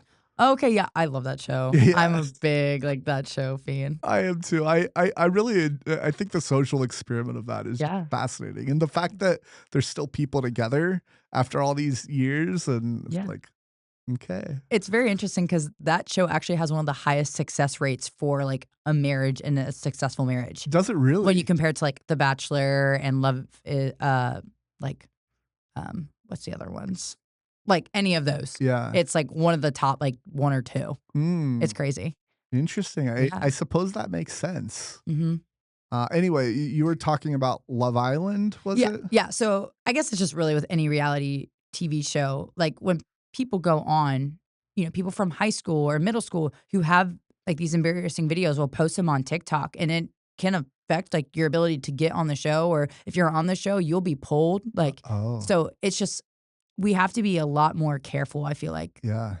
I'm a big Justin Bieber fan, and Justin Bieber talks about this all the time, like, he had to grow up in, the spotlight, so he wasn't able to make the same mistakes, like, that everybody else was they were making the same mistakes. His was just on camera, Right. so he got criticized for him when everyone was doing that and going through the same thing. Mhm. So, I think our generation just has to be a lot more careful, and I think we have to grow up quicker. I Yeah. really do. Yeah. Yeah, that's interesting. I think maybe one of the reasons why, um, my generation would say there's soft people in your generation, or maybe the majority of it's and by the way, this isn't my opinion. Yeah. I just wanna throw that out there. It is there's a lot of people who are and I talk about this within the disability world, but there's a lot of people who are very focused on words and what words to use. Like, for example, I've had a few people on the podcast who think the word handicap is offensive, Mm. and I don't. Mhm. I also think the politically correct version of the to saying individual with a disability is absolutely idiotic. Mhm. I hate it, and I think a lot of disabled people also do. Mhm. And part of the thought process is like we're trying to police all these words, and yet, while we're policing words, we're giving that energy and not action on maybe in the disabled world, to make that analogy, not make the world a more accessible place and Mhm. working on solutions for that, Mhm. right? And so, like, my general sentiment is like, you can call me a cripple for all I care. Mhm. Like, it'd be a different if like my doctor called me a cripple, right? But Right. like there's certain context there. But like, a complete stranger calling me a cripple, I'd probably laugh at them. Right. Like it's like it almost feels like we've lost the old adage of sticks and stones may break my bones, but words will Mhm. never hurt me. Mhm. So I don't know. Any thoughts on? No, it's definitely very interesting because I feel like just with different patient experiences that we've had at school or, just like through volunteering, like you kind of hear both sides Yeah. of the spectrum there is like some people, really hate, people who use the word like handicap and some people Mhm. don't care. So it's very interesting to like hear both perspectives. Um, I guess just like a question. So Mhm. like as a able-bodied person or a future physical therapist, like, not what should we do, but, like, what's the best way to, I guess, approach maybe, someone who, has a disability? Like, how do you kinda navigate, like, where they are? Yeah. Like This is awesome. I'm so glad you asked that question, because it's that very question. That's why I hate these word policing, yeah. is because I think, like you are in the adaptive space, you're in the physical therapy space, you deal with people with disabilities, but for someone who doesn't, I think it makes it so that the disabled community, disabled people are less approachable Mm, because they don't know how to do it, right? They don't know how to navigate around. In like it's like, well, am I going to go talk to this disabled person, use a word that I don't know is inappropriate, step on a landmine, get scolded, humiliated, whatever else, and I'd rather just not deal with it. I just mhm, won't interact, right? mhm, And so it's I think it's for those reasons that, like, man, like, let's stop caring so much about words. mhm, And yes, words have meaning, but like, you have the power to be offended by that word, or you have the power to just walk away and say that guy's whatever, mhm, and I don't care what that person thinks about me and whatever else. And I think, context is really important too, right? mhm, Like, if you say, "Hey, parking the handicap accessible parking," right? Like, even if I did think that the word handicap was offensive, I wouldn't be like, "Oh my gosh, I can't believe you just said handicap parking." Like, mhm, that's kind of silly. Or even if you called me a handicap person, like, it's like, okay, but like, I'm disabled. That's what she means by this. mhm, Like, it's there's a history, I suppose, behind the word handicap, and that's why people don't want to use it. Mhm. And so anyway, back to your question of like how to navigate that. Mhm. Um, so it's interesting because I've changed from the start of this podcast to now, just because I'm having discussions with disabled people about these topics and stuff like that. My general sentiment is be curious. Mm. You can, especially as a physical therapist, you can ask questions.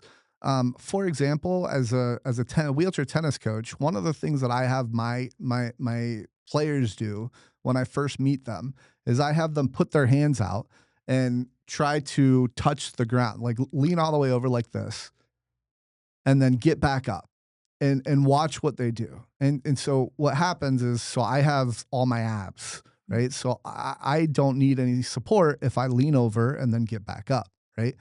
A disabled person who's paralyzed, maybe from the chest down, they do that and then they'll need to grab their chair to push themselves back up, right? Mhm. That's a really easy way as a physical therapist that you can kind of test their like what their limitations are, Mhm. and you can probably surmise, okay, this person's paralyzed from, the T6, T5, Mhm. what at T4 level. I Mhm. don't know exactly where the T levels are, but yeah, so I think as a physical therapist, you can do certain tests, and I used to say, you should be able to go up to a person in a wheelchair and ask them how or why they became in a wheelchair, Mhm. right? But somebody put into perspective for me that I know someone who's disabled, and they were in a car accident. Mm. They were driving with 3 of their friends, and he's the only one that made it out alive. And so asking somebody like that, "What's your disability and how did it happen?" You can imagine that not being a fun story to tell Yeah. every single time. Mhm. For me, I was born with spina bifida. Like, this wasn't a tragic accident that happened, so I'm completely open to talking about my disability. Mhm.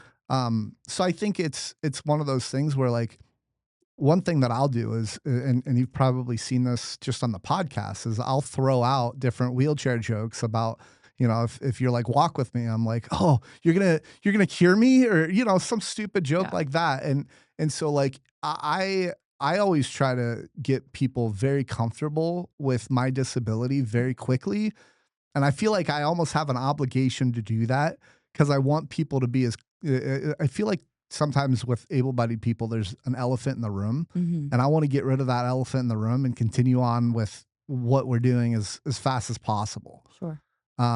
So man, that was a really long-winded answer, but I think in short, curiosity. Mhm. Be like I wouldn't ask them what happened, but you can kind of tell just by their movements, like Mhm. what level of injury they have and stuff like that. Yeah. So, and I don't know, as a physical therapist, would you already know from their medical records what happened to them? Probably, yeah. Yeah. But I mean, people are gonna present differently just because, the level of, you know, they might have a level T4, Mhm. but they're still gonna present differently. So I think, I like the, assessment that you were saying and, just having them almost like, uh, having them do small things that maybe they don't even know that you're looking for certain things, Yeah. but is like a good way to kind of gauge and be curious. I like the being curious thing. Yeah. I do you think though that, being too curious can do you find like either like friends that you talk to, like I guess as you kind of already touched on it, but get offended by being curious? So again, I think it's like, feel the person out, right? Mhm. Like I think it's case by case, right? Mhm. Like for me, I'm joking about my disability Mhm. very early on, and so that hopefully, and it has with a lot of people, it opens the door for them to be like, hey, may I ask what happened? Mhm. And I don't know. I'm very curious what the like if I threw my friend who's the introvert who doesn't really like talking about who just doesn't open up about it. He's fine talking about it, but he just doesn't open up like I do about it. Mhm, I'm curious if he was put in that same situation, if that same person would ask and be that bold to ask what your disability is. mhm, Um, so I do want to say one thing, and I think one of the biggest mistakes you can make as a physical therapist is assuming. okay. That is absolutely detrimental because if you and it's so easy to assume too, right? Like you see a wheelchair and you think, oh, that person can't walk, right? Like automatically, I can't, Mhm, and if I'm in like I don't know, iron core or something like that, I want to work out my legs and do all that. So like not assuming and like especially like if you have an exercise, like if it's a quote unquote able bodied exercise, say, hey, this is normally what I do with my patients. mhm, What can we do to adapt this? What do you think we can do? Or maybe that would lose your credibility with the patient, and so maybe you go ask somebody else mhm, about it. But like in the gym here, I pretty much only work out with able-bodied people, mhm, and we always they're always like, "Hey, Zach, this is the exercise. How much of this can you do?" And so then I do it, and then I show them like what I can and cannot do when it comes to that. So I think assuming is probably the biggest detriment. And yes, you can be too curious, but like you don't have to day one ask them about their disability and you can still be curious mhm. about just their overall function and stuff like that, right? Yeah, for sure. Anything else on this topic? No, I just appreciate, like, Yeah. this insight. This is awesome. Yeah, yeah, absolutely. Um, it well, we kind of already talked about that. Sorry. Sometimes I have questions and it's like, well, we discussed that already. So, um, yeah, okay. So let's get into mental health. Mm, W you sent me you mentioned, in our texts that mental health was super important to you. mhm. Can you explain why? I think, as someone who has gone through, like, mental health struggles and felt like she couldn't talk about it, um, Mm, I just wanted to be a voice that could talk about it. I think it's gotten a little bit better, but I still think there's a big stigma mhm, on mental health and not sharing what that looks like, from, like, an internal battle, mhm. and so it's just a topic that I love to talk about because, like I said, it's just not talked about a lot, and I think a lot of us could benefit from talking about it because I think a lot more people struggle with it than they would like to admit or that they want to admit. Yeah. Yeah, I agree. Do you think, it's different for males and females? I think 1,000%, yeah. Yeah. I think males, I mean, from my experience, they're taught to, not show emotion. You have to be strong. Mhm. Showing emotion is weak. You're gonna look like a girl. Mm, So I think it is different. I think they're taught to suppress it mhm, early on, mhm. in childhood. What's the female side of that? Like, how do you think it shows up differently for females?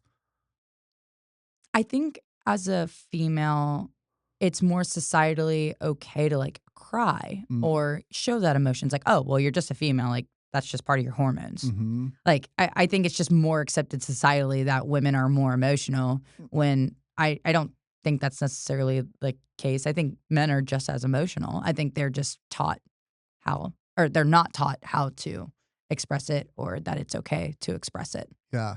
Yeah, it's interesting. I heard somebody say once that men are emotional, but it comes out in anger a lot, I agree. which is I was like, "Oh." Hmm. Like that's there might be different emotions there, I guess. So, um, was there a point where where you realized that you needed support? Yeah. I mean, honestly, just recently, um, just had a mental health breakdown, I would say. and it was just not good, and I was like, I can't live like this anymore. Mm, Like, this is detrimental to, like, me, like, my physical health. This is like, my school was being affected, my relationships were being affected, that was, like, the big one. mm.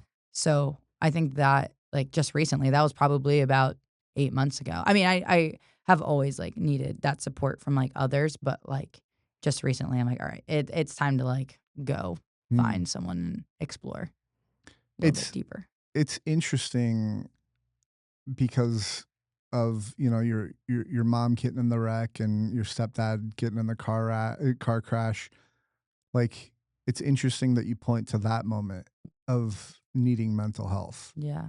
I mean, I feel like I didn't know that I needed it. I think I needed it back then Yeah. until everything came crashing down, Yeah. and I was like, "Okay, now I really, really need it." But I don't think I wanted to admit in high school or, when those situations were going on that I needed it. Yeah. I think I suppressed it a lot with sports and Mm. hang out with friends and just not thinking about it, Yeah. and then when all I could do was think about it, then it was time. Yeah. Um, w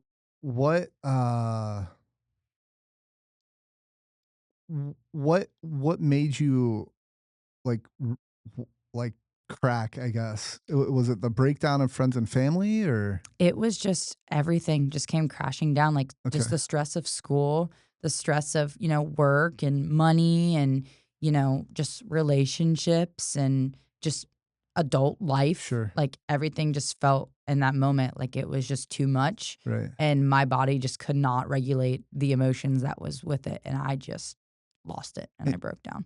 And so at that point, was that the point that you realized that you needed the help, Yeah. and when you did lose it? Yes, and when Okay. I, like, woke up, like, the next morning, I was like, "Okay, that can never happen again." Uh, I'm done. I okay. need to go seek Yeah. some professional help. Okay. Um, what surprised you when you started looking for help? Um, well, how much it was. It is expensive, and I don't think that's talked about a lot. Mhm. Like, to go seek a therapist is I mean, even if you have insurance, Mhm. it is expensive. I mean, you're looking at cheap end $50 Yeah. a visit. Uh, And as a graduate student, that's not feasible. right. That's $200 a month. Mhm. That's, could be 4 weeks of groceries. Yeah.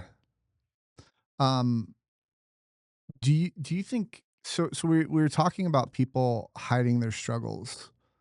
Um, I wanna ask, do you think so we were talking about men not wanting to open up. Do you think do you think men have ever gotten burned for opening up, and that's why that they're caged, or do you think it's more societal? I think it's more societal. Okay. I feel like yeah, I do think it's societal. I think that, like, especially the older generation specifically, I think we are getting better at it at, acknowledging men's mental health and Mhm. the impact, but I think, just with, like, older generations, I don't think that was as acceptable, so I think they did suppress it a lot. Mhm. Um, but I definitely think it's more societal than Yeah. anything. Yeah. It's interesting. I'm trying to think of a specific example, but I think there's an element of both. I Mhm. think you're right. It's probably more societal because there's a lot of social pressure of like as Mhm. you kind of said all the different lines of like don't be a girl, be a man, whatever else, and Mhm. it's like yeah that those phrases basically mean bottle up your emotions and not show them. Mhm. Um, but anyway, what's something society gets wrong about mental health? I think of how prevalent it is. I Mm, think, like I said, we don't talk about it enough, and so I think a lot of people are like, "Oh, this is only me that's going through this," or, yeah. you know, it's something that you hear, like, once in a blue moon, but, I mean, it's very prevalent. I mean, just the suicidal ideation rates are Mhm. extremely high. Yeah. So and I don't think that's talked about. No one wants to talk about, suicide and, the things that can you know, bring that emotion on. Right. It's scary, and I think that's why we don't wanna talk about it. Yeah. Kind of what you were like, we're talking about earlier, like, people just aren't curious. Yeah.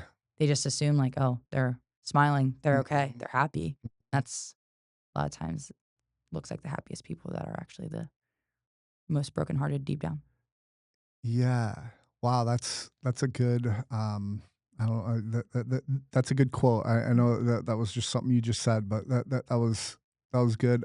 So here's an interesting thought is so I'm a pretty positive person. mhm, Like I'm going through these head issues and I've been lethargic and you know I've had you know different bats of depression during this, especially because like I'm an extrovert and movement makes my symptoms worse, mhm, right? And so one of the things that I've prided myself on maybe is and pride might not be the right word here, but it's it's keeping on a happy face mhm, even though I'm going through like right now I have symptoms. They're mhm, not horrible right now, mhm, but like I those symptoms haven't gone away since that first instance. mhm, And so one of my thoughts, especially with the podcast, is I don't like I'll talk about it on the podcast. I'll talk about like the different struggles and stuff like that. But like if we're having a conversation and I am feeling down, let's say, which I'm not right now, but I'm still gonna bring my same happy self, mhm, right? Do you I guess one, do you do that? mhm. And um do you think that's a good thing or a bad thing or both or I definitely do that, and I think it's definitely both. I think it can be a good thing and a bad thing.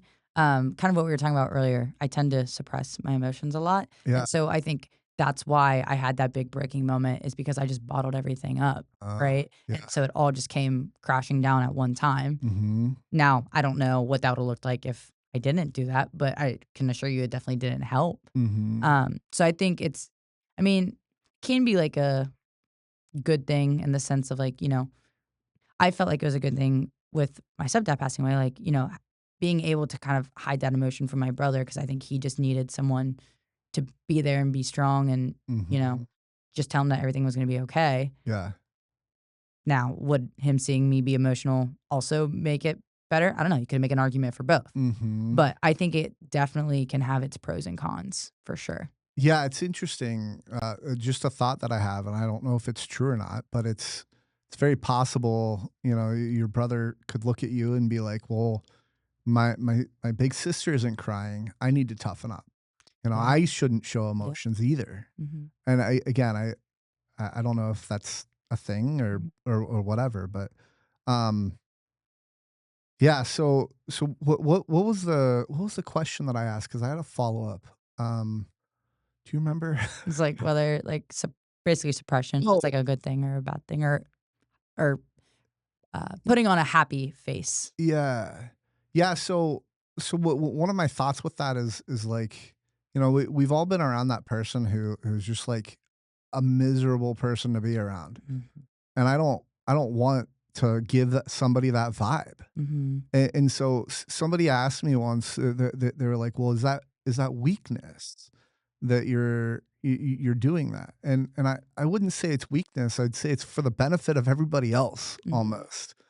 I don't know. Any thoughts? Yeah, it's definitely interesting. I'm just thinking about people that I know that might seem miserable, quote unquote, to be around. And sometimes I do think that it's important to find some positives Mhm. in things because I think, sitting in the negative all the time is I mean, it's not good for anybody. It's not good for you to just sit there and dwell on it. It's True. not good for, the people around you, that are maybe just trying to help you, but Mhm. you just won't not accept the help, but like you don't want to be helped. So Mhm. I think you have to be willing to want the help Mhm. and to, you know, be willing almost to like want that to and to accept that happiness, Yeah. I think is like a big thing. So if you're like a person who's, sad all the time and you're just not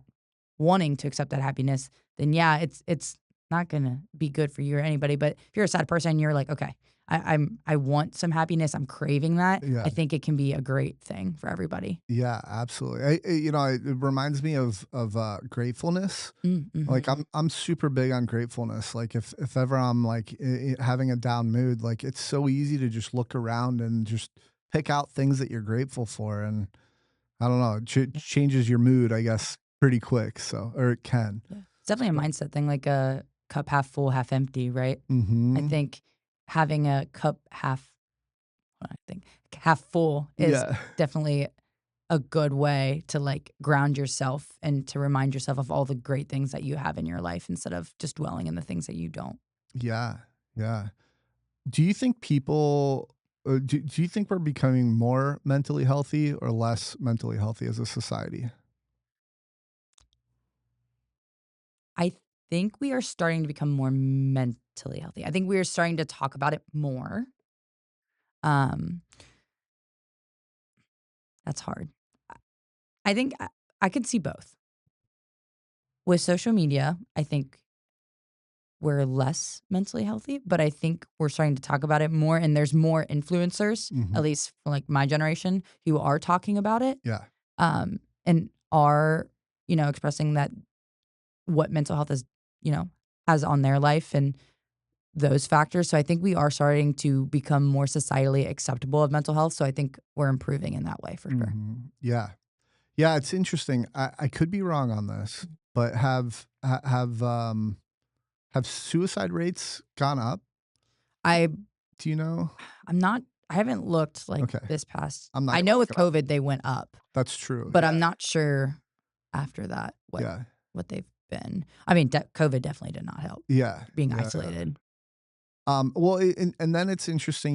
You'll hear the argument of like, well, there's more mental illnesses, more diagnoses of mental illnesses and stuff like that, and then the counter argument to that is, well, those people just weren't diagnosed and had issues. Right. So I don't necessarily know which is true, but Yeah, I think that's a good point. Because if you look at like mental health rates, they probably have increased, but it's like, okay, are people becoming more aware of what mental health is and they're seeking professional help? So those numbers look like they're increasing when everyone still had that, but now it's just being reported more because people are going to the right, doctor and seeking help. right, and I think going to a therapist is a lot more normalized. Yeah, I agree. And so it's like, yeah, like people talk about seeing their therapist a lot, and it's something that's like, of course, you're gonna come up with some sort of diagnosis. I feel like everybody has some sort of issues that could be therapeutically they're diagnosed. So Hmm. I don't know. Um, why do you think it's easier for people to ask for help with a broken leg than a struggling mind? That's a great question. I think because if like thinking in terms of a broken leg, I mean, you're using that a lot more than what I think people use their minds. I think people can easily distract their minds, Mm, so they feel like they don't have to, or they can suppress, and they don't feel like they have to, you know, go seek help. That they can do it on their own. mhm. Doctor, I mean, your leg is broken and your bone's sticking out. You can't fix that. You need Yeah, professional help. But yeah, um, I think people will often also think like that it'll just go away. Like I'm just sad right now. yeah. It'll go away. Mm, When reality is like it's okay to like go seek help for your mental health. Like mhm. everyone needs like the little tools in their toolbox to help you. So that's a great question. I don't know that answer, but I would think it would be because like people could think that they could do it by themselves. Yeah, yeah. I agree. I think there's maybe more pride in it. Like Mm. it's easy. It's easier to see a broken leg than something wrong in your mind. Mhm. And like a broken leg's pretty obvious looking at it. It's like, yep, my leg's broken and I can't walk. And I think some people maybe don't realize how much it could help Mhm. if they got their mind looked at as well. Mhm. You know. I agree. Um, what is it about mental health that is like? in any other, we're going to get into deserves to smile in a second, but from a mental health perspective, Mhm.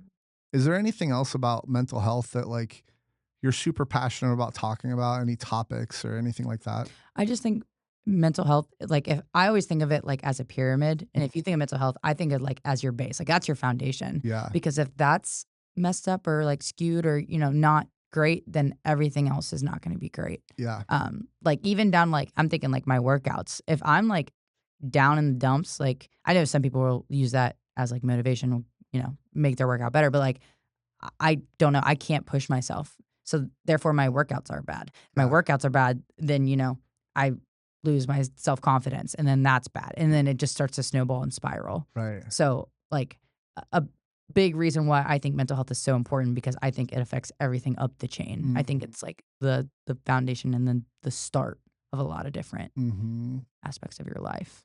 I heard somebody ask once, what is more important, your mind or your body? Mhm. And I think this was an athletic person who answered this. It was this Chris Williamson? I don't know. But I think, and I'm curious. Well, but before I tell you his answer, would you agree with? I would assume your answer is mind. I would just think mine because, like, I'm just thinking, like, NFL athletes who have, really bad mental health crisis, right? I'm thinking, like, Brandon Ayuk, Yeah. and that's the first one who comes in my head. Hmm. You know, Great athlete, phenomenal athlete, but is having some mental health issues and is literally not able to play anymore Yeah. because of that. You can be all the athletic that you want. You can squat 500 pounds, Hmm. but if you aren't able to mentally regulate your mind, then it's like you're not gonna be able to even do that. Yeah. Yeah. It's interesting. He said mind as well, and one of the pushbacks is, well, like, I certainly feel better when I work out, Mhm. right? And Mhm. and so, if I work out first, then I can get my mind more right Mhm. because my mind feels better, Yeah. let's say. And so I don't know, I think I tend to agree with the mind, but also like the body's a pretty important aspect of that as well. Yeah. So, um what uh what what's helped you out with your mental health, or what advice would you give somebody struggling with their own mental health? Go seek help, Mhm. please. It's like we talked about, you think you can self-regulate, and sometimes you just can't. You need those, like, little, tools that your therapist can give you to help, just like one of the things my therapist gave me was, like, how to ground myself. Yeah. Like, if I'm feeling anxious, how can I take, my mind out of or my thoughts out of my mind for a second and just, like, remember where I'm at? Mhm. So I think, like, that's super important is, like, just if you're able, and that's, like, part of the I know some people aren't financially able to afford therapy, and that's why I created Deserves to Smile, was to Mhm. help with that. Mhm. But also realizing that your mind is important Mhm. and that you are not alone and thinking like, "Oh, like, not no one around me is struggling with this." I can almost assure you, like, I think the statistic is, like, 2 out of 3 people are struggling, like, mentally. Yeah. So, it's like, okay, you put 3 people, like, there's someone next to you that's also struggling with the same thing. Mhm. So, just talk to someone. If you aren't able to afford therapists, talk to your best friend, talk to your parent, talk Yeah. to someone. Like, don't because someone will be able to help you, Mhm. and it's really important, and everyone, like, everyone around you just wants to help you. Yeah. One of the things that came to my mind that's really helped me out is, well, so I actually there's this is twofold. Is one, um, doing that thing where I've been taking on more and more Mhm, responsibility. Like I think in my 20s I would have never started a podcast because it's difficult, and like a lot of it's a grind. mhm, So, um, but the other thing is, so taking on responsibility, and the other one is like working out, doing some sort of athletic sport, or mhm, just going to the gym and whatever. Because man, like, I have not been to the gym as much as I've wanted to while I've had these head issues. Because again, movement makes them worse, mhm, and I think that's part of why I've had those down moments, is because working out really helps my mental health. Yeah. Um, so like I think in those like seek help, 100% agree with that. What about some of like the more practical skills around that? I think like what you were kind of talking about, like find something that like makes you happy, Mhm. and find something to be passionate about. I think that's one of the big contributors to mental health is people feel like lost or they feel stuck. Yeah. It's like, okay, like write down what are your 5 passions in life? Mhm. Okay.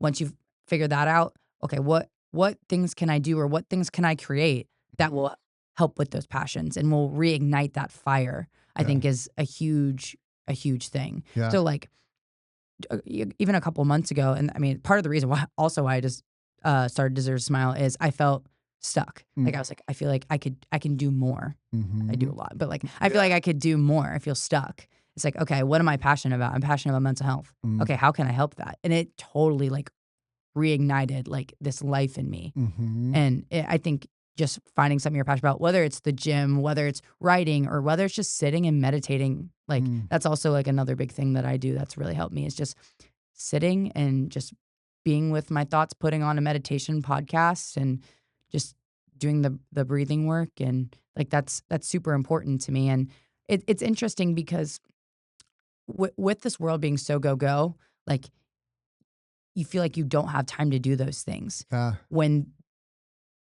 doing those things is gonna bring you so much joy and like make your day so much better. So it's like, okay, if you feel like you don't have time, what is, 5 minutes? What 5 minutes can I cut out of my day? Yeah. I probably don't need to scroll on TikTok for an hour and a half. Yeah. So just, take 5 minutes out of your TikTok time and put on a meditation, like, Yeah. and just help yourself out in that way. So just finding little things that can help you and bring you joy, I think is like one of the biggest things. That's great. One of the things I was thinking of is another Jordan Petersonism. He says, "What remark? Ask yourself this: What remarkably stupid thing are you doing every single day?" Mm. And that was interesting because, like, I always bring up like doom scrolling, like Mhm. like you said, like scrolling TikTok or whatever else, and it's like you as soon as you put that down, you you do something else. Now, that something else might be equally unproductive, but at least you can you'll go on to that next thing, and then you find out that that's unproductive, and then you move on to the next thing, and maybe you can also like, okay, what are you passionate about? Like, what can you do there? Um, it's interesting. Let me ask you this because I've been struggling with this recently. Is um, there's a level of like just wanting to accomplish as much as possible. And if I'm not working towards that, then I'm doing it wrong. Right. Mhm. Like, and that's even to the point of like, I've been really loving listening to these people on YouTube read Reddit stories. Mhm. That's like I don't know. It's it's just something I've enjoyed doing, but like as I'm doing that, I'm thinking like, oh, but I could be listening to a podcast on how to be a better podcaster, how to Mhm. create better shorts, how to attract a bigger audience, whatever else, Mhm. how to ask better questions. Or from a coaching standpoint, I could be listening to tennis drills Mhm. and stuff like that. And instead, I'm doing these other things. But there is a level of needing to step away from those things. Mhm. And I'm curious, one, what your thoughts are on that and like what that balance is maybe for you. Yeah, no, I fully agree. I think, kind of that sentiment, I get that a lot when I'm not studying. Like in PT school, like Mm, you almost have a pressure like I should be studying right now. I have, an exam. Like I need to be the best PT I can be. But you have to realize that, you know, at some point you have to put the book down and do what fulfills your cup. mm, Because if you don't fulfill your cup, then you're not gonna be fully in whatever you're trying to learn about, right? mhm, So, like, for PT school, like, specifically, like, me studying for an extra 30 minutes, really, what am I gonna get out of that? mhm. Probably not much, right? Because I'm so not even engaged in it at that point, and I need a recharge, that 30 minutes is just gonna be wasted time. Yeah. So, I like to look at it as, like, yes, I'm not studying for that hour that I probably could, and I'm watching. I also like to watch, like, people talk about Reddit stories on Yeah. YouTube.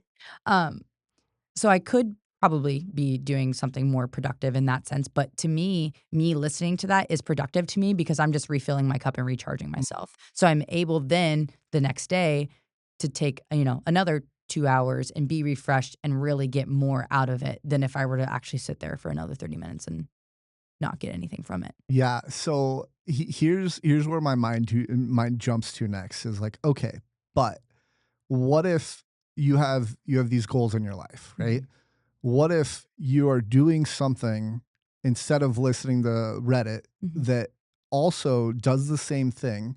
And I'm gonna just throw in like meditation in mhm, there. Like, what if instead of reading those things, mhm, something else that fills your cup is meditation? mhm. I don't know. Does meditation fill your cup? Would you say? I think it definitely recharges me Okay, for yeah. sure. So it's like it's one of those things of Mhm, like, okay, but listening to these Reddit stories versus, doing meditations, mhm, like, it's interesting because it's like, well, couldn't I be doing meditations and that being even healthier for me mhm. than listening to these Reddit stories? Yeah, I don't know, I've thought about this a lot. yeah, It's an interesting inner turmoil that I've gone through. I'm curious what you think. yeah. I think it's definitely a fine line, and it's kind of what we talked about earlier, like the priorities, right? Like in your little cup with your rocks. Yeah. Like I think yes, would meditating be more beneficial? Yes, it definitely would. But like also, could you find a way to do both? Mm, Would be like mine. yeah. Like, okay, so what a podcast is usually what, like an hour, hour and a half, Yeah. like for those Reddit? Okay. Mhm. So then could we, you know, do a 5-minute meditation, skip through the ad part, and you will have time to Yeah, listen to the rest. yeah. I think it's a balance of, you know, if you have to have those like I'm gonna say worthless things to Mhm. refill your cup because if you're just constantly like going after your passion and, or like meditating, you're gonna get burnt out on it, Yeah. right? So, Mhm. and then that passion is just gonna go away. So Mhm. I think we almost need that like brain rot or not brain rot, but like, Brain rot, you can call it brain rot. well, just like those little things, right? That like maybe aren't, you know, that our mind can just like go away from Yeah, being, so engaged in everything else. I think our mind just needs that break to just like not even think about anything. yeah. Yeah, I agree. The mindless things, like, when I go to bed, I'll stay up all night if I don't put, like, on a TV show or something like that, and it's a TV show that I've seen a million times. It's Psych. It's one of my favorites, at least currently. Um, and, if I didn't have that, I would just stay up thinking. And, yeah, so anyway, yeah, I do agree with you to an extent, but it's I just wonder if it's like, is this an excuse or is this Mhm. something that that I could do? And yeah, anyway. Yeah. Um, I wanted to ask f final question around, I think mental health, and then we can get into deserves a smile. Do you is your mind more in the past, present, or future? So I would say it was a lot in the past, Uh, like just reminiscing on different things. But I think that was hurting me. So I've tried to put it more in the present. yeah. Because also, if I think about the future, that also gives me a lot of anxiety. So Oh, I think it's important to take, your mind and put it in the now. So that's why I was like yeah. talking about like a thing that my therapist has done is like grounding techniques. And Mhm. what I'll do is I'll say my name and the date and the time and where I am in the moment. Oh, Really ground yourself and take yourself out of the past, out of the future, put yourself in the now. Because interesting. you can't change anything from the past. Mhm. You're not going to really change anything in the future by just thinking about it. Mhm. So, taking your mind out of that and taking the anxiety, just putting yourself in the now Interesting. really helps me. And do you do that when you have a lot of anxiety Mhm. only, or do you do it? So, yeah, that's mainly when I use it the most is like when I'm feeling that anxiety. But my therapist tells me to do it like on the hour, every hour. And I Yeah. don't do that. So, sorry. Yeah. Sorry, Yeah, Jessica. yeah. Okay, interesting. Yeah, I think that would be hard to do. On the hour, every hour. Yeah, she says to do it on the hour, every hour, because then eventually it'll become self subconscious Okay. that Okay. your body will just do it.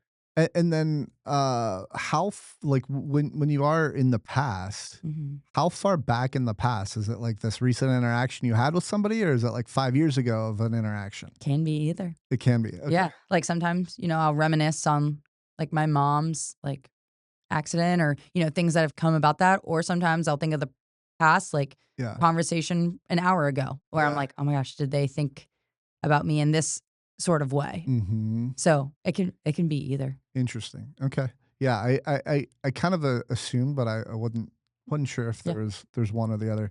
Um, let's get into deserves to smile, Mhm. but real quick, how's the temperature in here? Is it a little on the cold side? I'm okay. You're okay. Yeah, Okay, great. I wasn't sure. I wanted to change the temperature if you weren't. Okay, let's talk deserves to smile. So, um, just kind of the floor is yours. Do you want to just tell us how it started and sure. all that? Yeah. So it started after I had like my mental health breakdown episode, Okay. and I was looking for a therapist. And when I was looking, I realized how expensive it truly is. Mm, Like I said, like low end, you're paying $50, and that's with insurance. mhm, But I mean, prices can even go up to $100, $150 that I've seen. mhm, And I thought that was super unfair because I was like, I'm not going to be able to afford that. mm, So, therefore, I'm putting my mental health at risk and, everything else because I can't afford it. That doesn't feel fair to me. mhm, And so when I felt stuck, I was like, okay, I'm passionate about mental health. What can I do to fix it? mhm. And so that's kind of where the idea came about of Deserve to Smile. I was like, okay, well, what if I could help someone pay to go to therapy? Yeah, Like that would just fill my cup and that would help them, be able to achieve whatever their mental health goals are. yeah. So I met with my professor and I was like, this is the idea that I have. Like, because he has a nonprofit himself. Mhm. And I was like, this is my idea. I actually met with Dan too. And I was like, all right, Dan, like, Iron Core is technically like a nonprofit. Like, Yeah, how'd you guys even go about it? And he right. gave me some tips. And so I went to my professor also to like get his insight. He's like, oh, I actually know of this other nonprofit organization called Mental Matters Mission, who kind of does the same thing. Cause I specifically was talking about graduate students. Yeah, Um, but they work with kids. So they work ages like 5 to like 20 something years old. okay. And he's like, I will give you her contact information and you can meet with her. Mm, So her name is Jen. Shout out Jen. She's awesome. And so they have like I said, the nonprofit Mental Matters Mission. And so I met with her at a coffee shop and I was like, this is my idea. Like, I want to be able to raise money to help graduate students be able to go to therapy mm, because I feel like kids' mental health is not talked about, but graduate students or, uh, people my age, mental health also is not talked about a lot. yeah. So, especially with like graduate students who are, aren't working because a lot of times they're in school all the time and everything else. So, presented the idea to Jen. I was like, I want to be able to raise money. The idea was just a sticker Mm, at first. And I was like, I want to be able to raise money and then we can, somehow send to therapy. And she loved it. She loved the idea. And then it kind of just sailed from there. great. Yeah. Okay. What so you're the age group that you're catering to is collegiate, like all college or So right now we're just graduate student, but like yeah, the long-term goal would to hopefully be able to expand that to undergrads yeah, as well. okay. It's interesting. I know you had your mental let's say break. Is that Yeah. fair? Yeah. Okay. I know you had your mental break while in college, Mhm. but also when I heard that and I was reading about it, I was intrigued that Mhm. you went through the things in your childhood Mhm. that you went through, and you decided for for graduate students. Mhm. Is there a plan to expand to like kids as well, or you kind of mentioned that they might be covered by other organizations and stuff like that? Yeah, I think for Deserve to Smile specifically, we are probably going to stick with just graduate and undergrad students Yeah, because there's other resources like Mental Matters Mission that's able to help out with that. yeah, My passion is with graduate and undergrad specifically mm, because I think they bottle a lot of things from childhood. yeah, And I think they get overlooked a lot of the times. Yeah. So that's where my passion with Deserves a Smile lies. But I mean, who knows? I mean, maybe if we become a multi-million-dollar nonprofit, I would love to help as many people Yeah. as I can. But Yeah, yeah. for right now, just graduate and undergrad students. Interesting. Mhm. Okay. Yeah, it's not an area until I started looking into into everything that you're doing. It's not an area that I would have anticipated. It's just not an area that you think, oh, graduate students have mental health problems, Mhm. you know, and it makes perfect sense. Like they're obviously, as you kind of said, you're 40 hours a week studying, you're paying money, not making money, and it's like, yeah, that's probably one of the more stressful times of your life. Mhm. So Yeah. interesting. Yeah, they're definitely not acknowledged as much in the mental health space. So Yeah.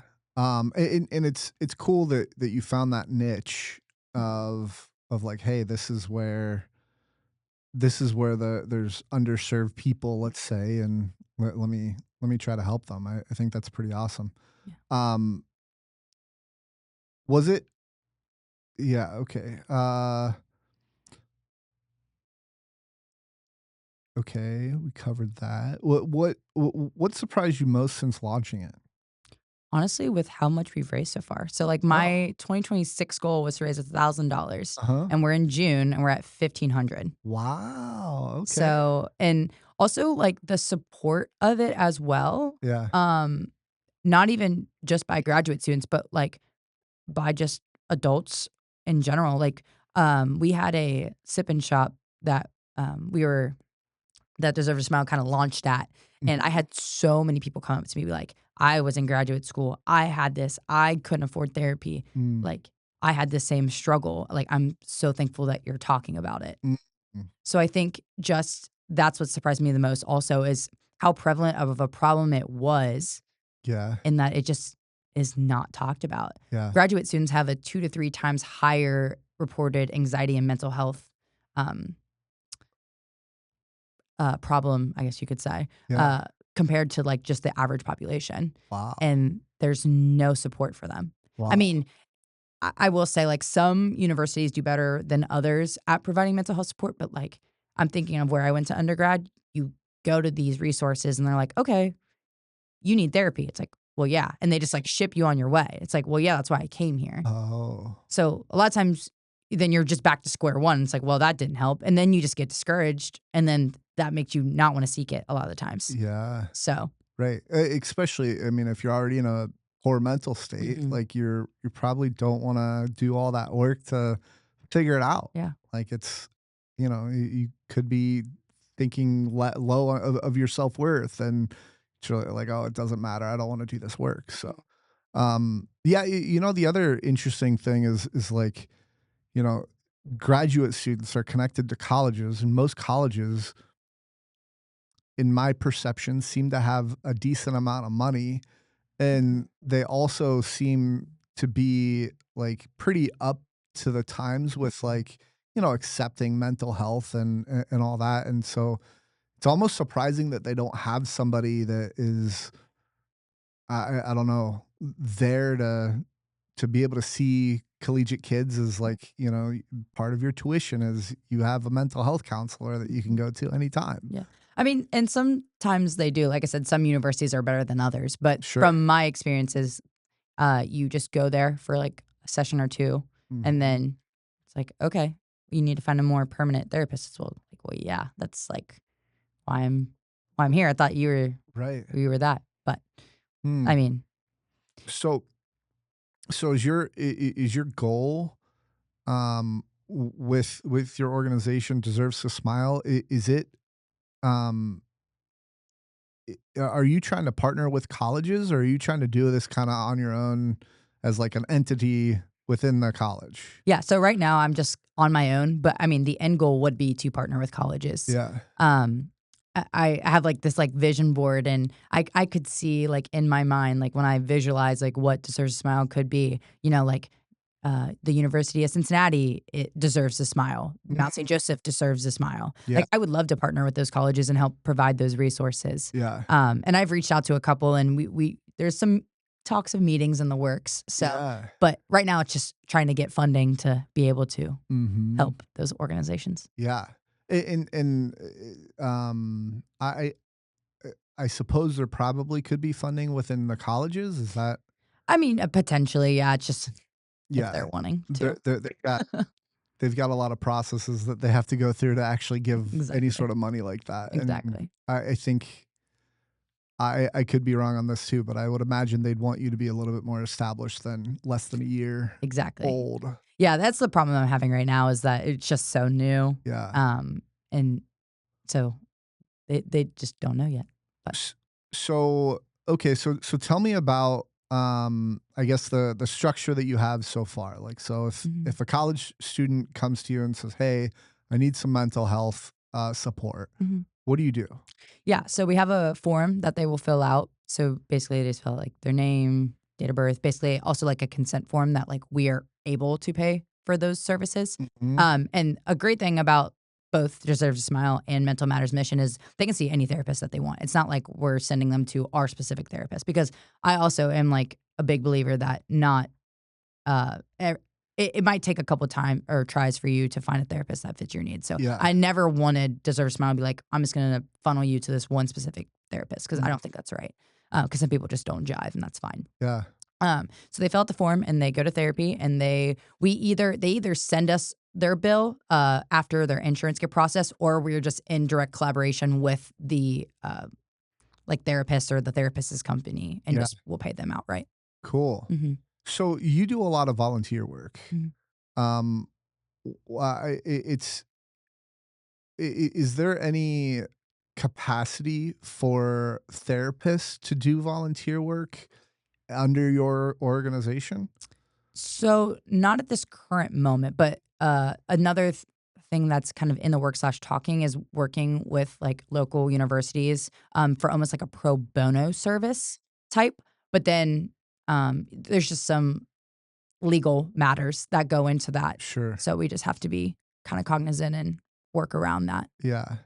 And so obviously as a mental health therapist, you need some sort of certification, degree, something along those lines.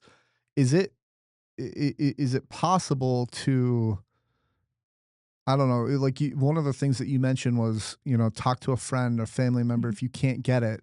So is it possible to, if a therapist doesn't want to volunteer, to have somebody who's maybe not certified just be a sounding board for somebody, or is there a lot of legal issues with that?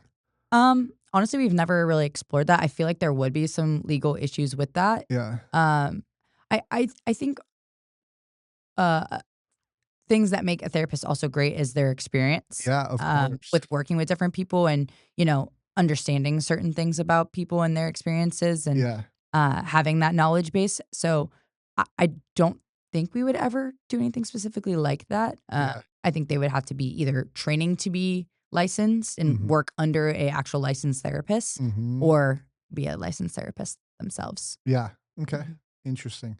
That thought process just came from like, what if someone is lonely Mhm. you're early on, you might not have the funds for that person to see a therapist. So Mhm. like, what support can they get?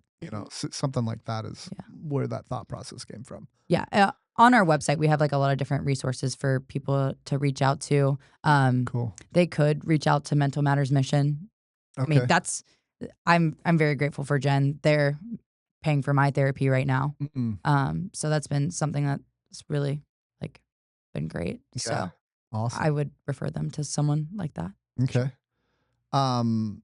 Okay. So that's kind of the process through how to get somebody the help that they need. Um. What does what's it been like with that process so far? And then like what's growth look like in the next, let's say 6 months, year? So, I mean, the growth would be just to raise as much money as we can. We Sure. actually have a event coming up in July. It's a FC Cincinnati watch party, Okay. where we're raising money. We have raffles. You can buy tickets to come, just watch, hang out. So it's just growing money through that way. So that way we can just support as many graduate students as we can. Yeah. Like I said, like our future would be to partner up with like college or universities, I would love to do that. Mhm. Just right now, just with being such a new organization, they kinda turn an eye, Yeah. for now, but hoping that that would be, like, a good collaboration in the future. Yeah. Okay. What's been the hardest part about running the organization? I Did I think ask you that already? No, No? you did. Okay. I think Sorry. right now for me, just being in PT school, just time. Mhm. Um, Yeah. because I can only just I I'm kind of a one man show. I do have people that's helped me like Jen, but also just not knowing what it takes Yeah. to like run an organization and it's like, oh, well, like what are the next steps and also the unknown, Yeah. right? So, 'cause like you said, I don't have billions of dollars in funds. So it's scary like putting that out there, in this big goal and having it like the thought of it not succeeding or, having the thought of a graduate student and be like, I don't have the money. So Mm. that's definitely been the hardest thing is the what ifs of it and just the coaching that I've needed. But Yeah. I luckily have great partners that Yeah. have helped me through it. Awesome. What's been the most rewarding so far? I think just helping people, Mm. it's fulfilled my cup, it's filled their cup. I think is like the greatest thing. It's cool when you have people reach out and just like say thank you and how much it means to them and hear other people's stories. Like there's also a different organization called Ben Morrison. It's a mom whose son unfortunately died to suicide. Mm. And just having her like reach out and be like, I love like your mission and like what you're doing. Like you're gonna help so many people. Like just hearing stories about, their past experiences and how they've been able to help people and how they think my organization is gonna be able to help people. Mhm. Like that's just it's been really, really fulfilling and is just part of the reason why I've kept going. Yeah. That's great. Um, your nonprofit is called Deserves to Smile. How did that name come about?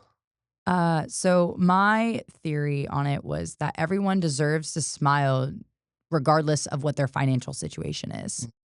Mm. People who have money and are able to afford therapy, you know, they deserve a smile. People who, um, don't have a lot of money or, are economic distress, they deserve a smile. People who are sad deserve to smile. People who are happy deserve to smile. Everyone deserves to smile, no Mhm. matter of what your life circumstances are. And Mhm. so that shouldn't be hindered just by economic status. So Mm. that's where that name came from.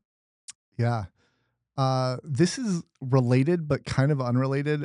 My mind goes into weird places, but so one of the things that I told you in my 20s was like I was trying to have fun, Hmm. right? And that's where I thought my happiness stemmed from, right? And it's interesting. So the American dream is the pursuit of happiness, right? Hmm. And it's like, do you do you think that that is the pursuit, or do you think it's something else? I think to a degree it definitely is. Yeah. Um, I mean, because you can have all this money and have all these materialistic things, but if you're not happy at the end of the day, then what's it for? Mm, Like what's the purpose of it then? sure. So I think, being happy in yourself and having happiness around you is definitely like one of the biggest contributors to like just life in general and feeling successful. Sure. Like to me, money isn't a a thing of success or shows your success, but about the people around you, how you're happy, how the people around you are happy, how you're able to carry yourself. Mhm. That to me shows more success than any amount of dollar amount Yeah. in a bank would.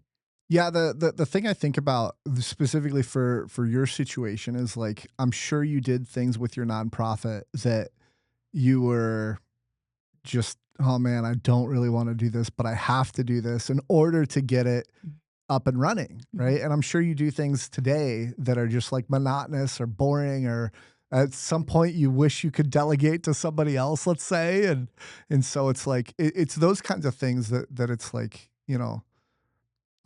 in those moments, especially like when I'm thinking about, building the studio and doing all that and figuring all that out, it's not always been rainbows and Mhm. butterflies, right? So, anyway. Yeah. Any thoughts on that? I think it's just what we talked about, like, yes, the journey's hard, but, like, look at the big picture. We see with these big businesses a lot of times just the end goal, but Mhm.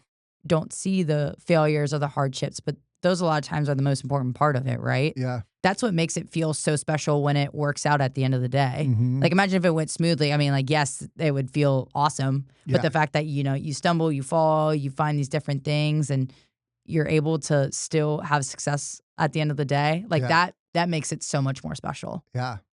How many people, if you know the answer, have you impacted in the, what, 6 months that you've had the organization up and running? Yeah, just 2 at the moment. Okay. Yes, That's awesome. but, I mean, 2 I is I is I a mean, start. so I think two is incredible because, like, you have to there's so much, like, from when you start the nonprofit to, like, building things out, like, you Yeah, were talking about a form. I mean, stuff like that takes time to mhm, do and find those resources and connect the dots to things and all that, so, like, I mean, that's still awesome that you've gotten two people that wouldn't have had help are mhm, getting help now, yeah. so, it's pretty cool. What else about your organization do you wanna share?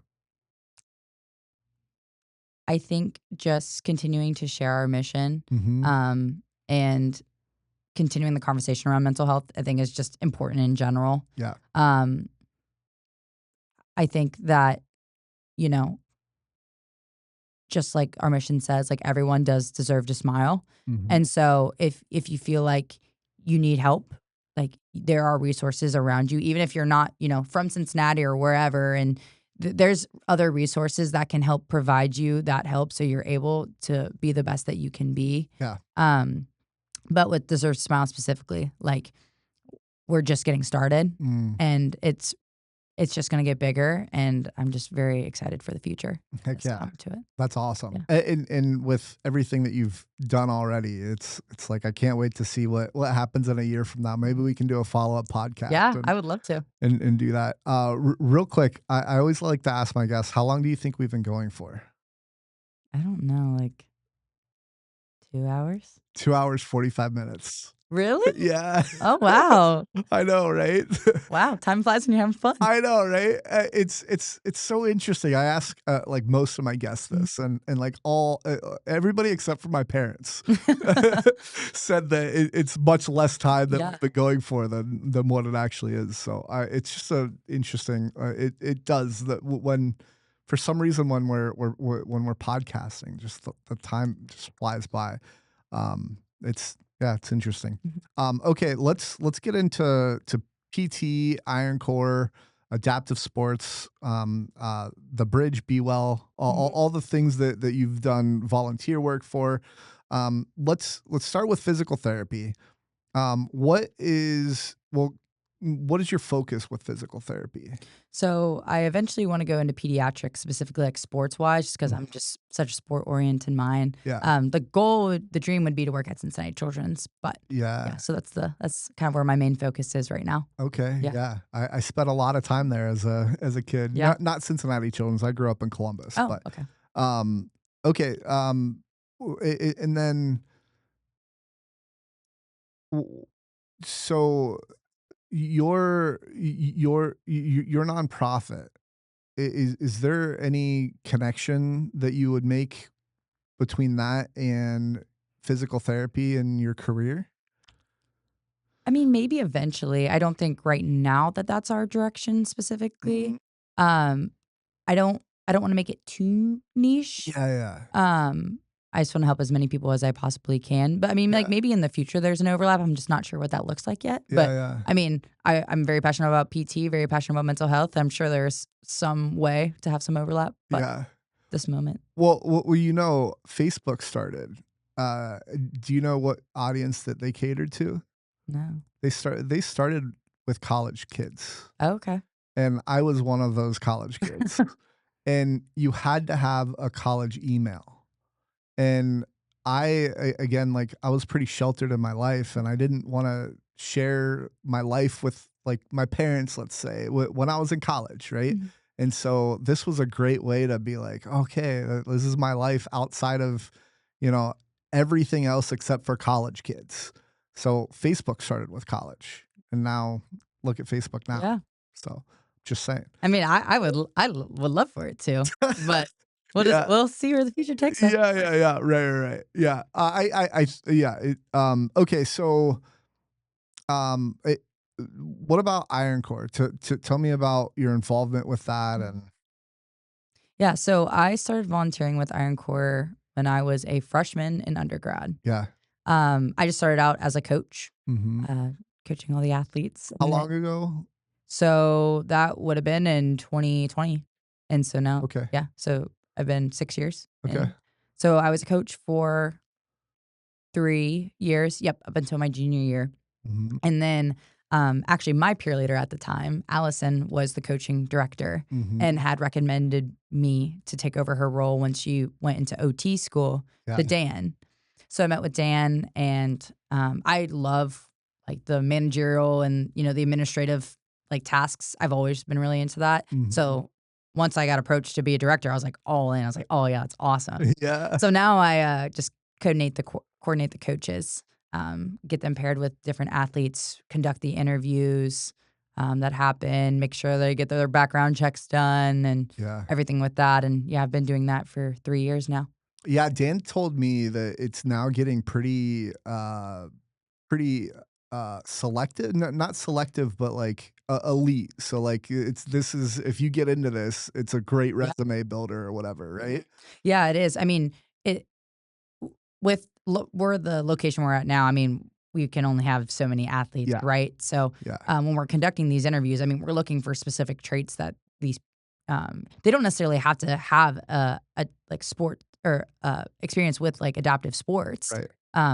Because a lot of people don't have that experience, and honestly, that's the people that we tend to target. It's like Mm. we want to get adaptive sports and in the experience out to as many people as we can. So a Mhm. lot of times we will pick people that don't have a ton of experience over the people that do, just because we want to help as many people and spread the word as much as we can. So Yeah. um, yeah, we've had to like decline a good amount of coaches Yeah. over the last couple of years, Yeah. which is great. That's Oh, it. it's got pros and It cons. is great Yeah. that so many people are wanting Mhm. to spend their time doing that. Yeah. So, yeah, that's what Dan was telling me is it's pretty interesting. Mhm. So, were you responsible for the interviews or were you responsible for setting them up? I was responsible for the interviews. I Okay. was pretty much conducting, I would say probably about 80-85% of them. Wow. Mhm. Okay. And how many, let's say in one given cycle of Iron Core, one given year, how many interviews did you do? So let's see, we have about 25 athletes right now, and we probably had like 60 people apply. Now, granted, though, like we don't. If you have been a coach, you don't have to have another interview. So I'm probably Oh, conducting, I would say, like 25, 30 interviews a okay. year. Okay. Mhm. Wow. And what if you don't mind me asking, and feel free to say this is a secret for Iron Core, Mhm. but what are the things that you're looking for? I think just people that are passionate and that truly want to be, like, want to learn about adaptive sports. Ah, Um, I think it's pretty easy to pick up when people just want it as a resume builder. yeah. And those are tend the people that we tend to turn away, or people that just don't seem interested. Mm, People who are passionate about it, people who want to learn. Those are like big qualities that we look for yeah. in some of the questions that we're asking. Yeah. Okay. And just, the way that you're able to communicate and conduct yourself Mm, is really big too. Because if you have someone who's like not able to communicate, then especially when we have like younger athletes, you're gonna have to be able to communicate with them as well as the parents. Like yeah. that's super important. Yeah. So communication and passion are like the two things that we look Yeah. for the most. Yeah. It's definitely, I mean, you're dealing with people, so Hmm. you kind of have to be personable and all that. Hmm. So yeah, that makes sense. Um, what have adaptive athletes taught you? I know that's a really weird or like kind of I don't know that I could answer that fully, No, you I know? think that's a good question. Trying to think what they've taught me the most. Probably, I think it just as a physical therapist, it just you have a different way of thinking, Mhm. when it comes to, like, different exercises. Like, okay, like, you want to do this, like, how can we make that happen? Yeah. Especially at Iron Core when we're at a facility that, doesn't have a lot of adaptive specific equipment, Right. it really helps you to think outside the box, Mm. right? And I think Iron Core honestly has helped me the most with, like, my PT success thus far is because it's really forced me to be creative and to think of different ways to, do things and get kids involved and, help people achieve their goals that they want to achieve. Yeah. So I think taught me the most about being myself, about being adaptable, Mhm. and creative, I would say is what they taught me the most. Mm. Yeah, that is interesting because one of my favorite classes to coach is our adaptive class, and it's adaptive catch-all. So it's like we have wheelchair programs, we have pair standing programs, we have blind and visually impaired programs, and then we have adaptive. And adaptive is kind of like you've got cognitive a wide range of different cognitive disabilities, right? And it's like, okay, what tennis related thing can we get that person to do? And like, there's, people that have temper tantrums and how can you get them calmed down? Like they're holding a racket and swinging it around and throwing a temper. And then like, there was one kid that I remember that was just sitting on the bench and didn't want to get up off the bench. And it's like, I put a ball on the bench and just rolled it at him. And he instantly grabbed it and rolled it back. And so it's like, how to engage kids like that. And you're right. You do have to be super creative because not all disabilities are the same. Mhm. And so you have to think outside the box. So, um, what do you think was one of the most impactful moments doing things with Iron Core that you've had? So I would say the most impactful was actually the first year. Mm-hmm. So my first year as a coach, the athlete that I had, she was a hairdresser before her injury Oh, and really wanted to get back to that. huh. So her goal was to be able to stand, um, like unsupported for, I think it was, this was so long ago. I think it was like 30 seconds or something. Mm. And by the end of it, she was able to stand for a minute and 30 seconds. Ah, And it was when we did that, the testing the last day, when we timed her, you could actively see her confidence, yeah, like in just that excitement yeah, just there. eh, And I was like, wow.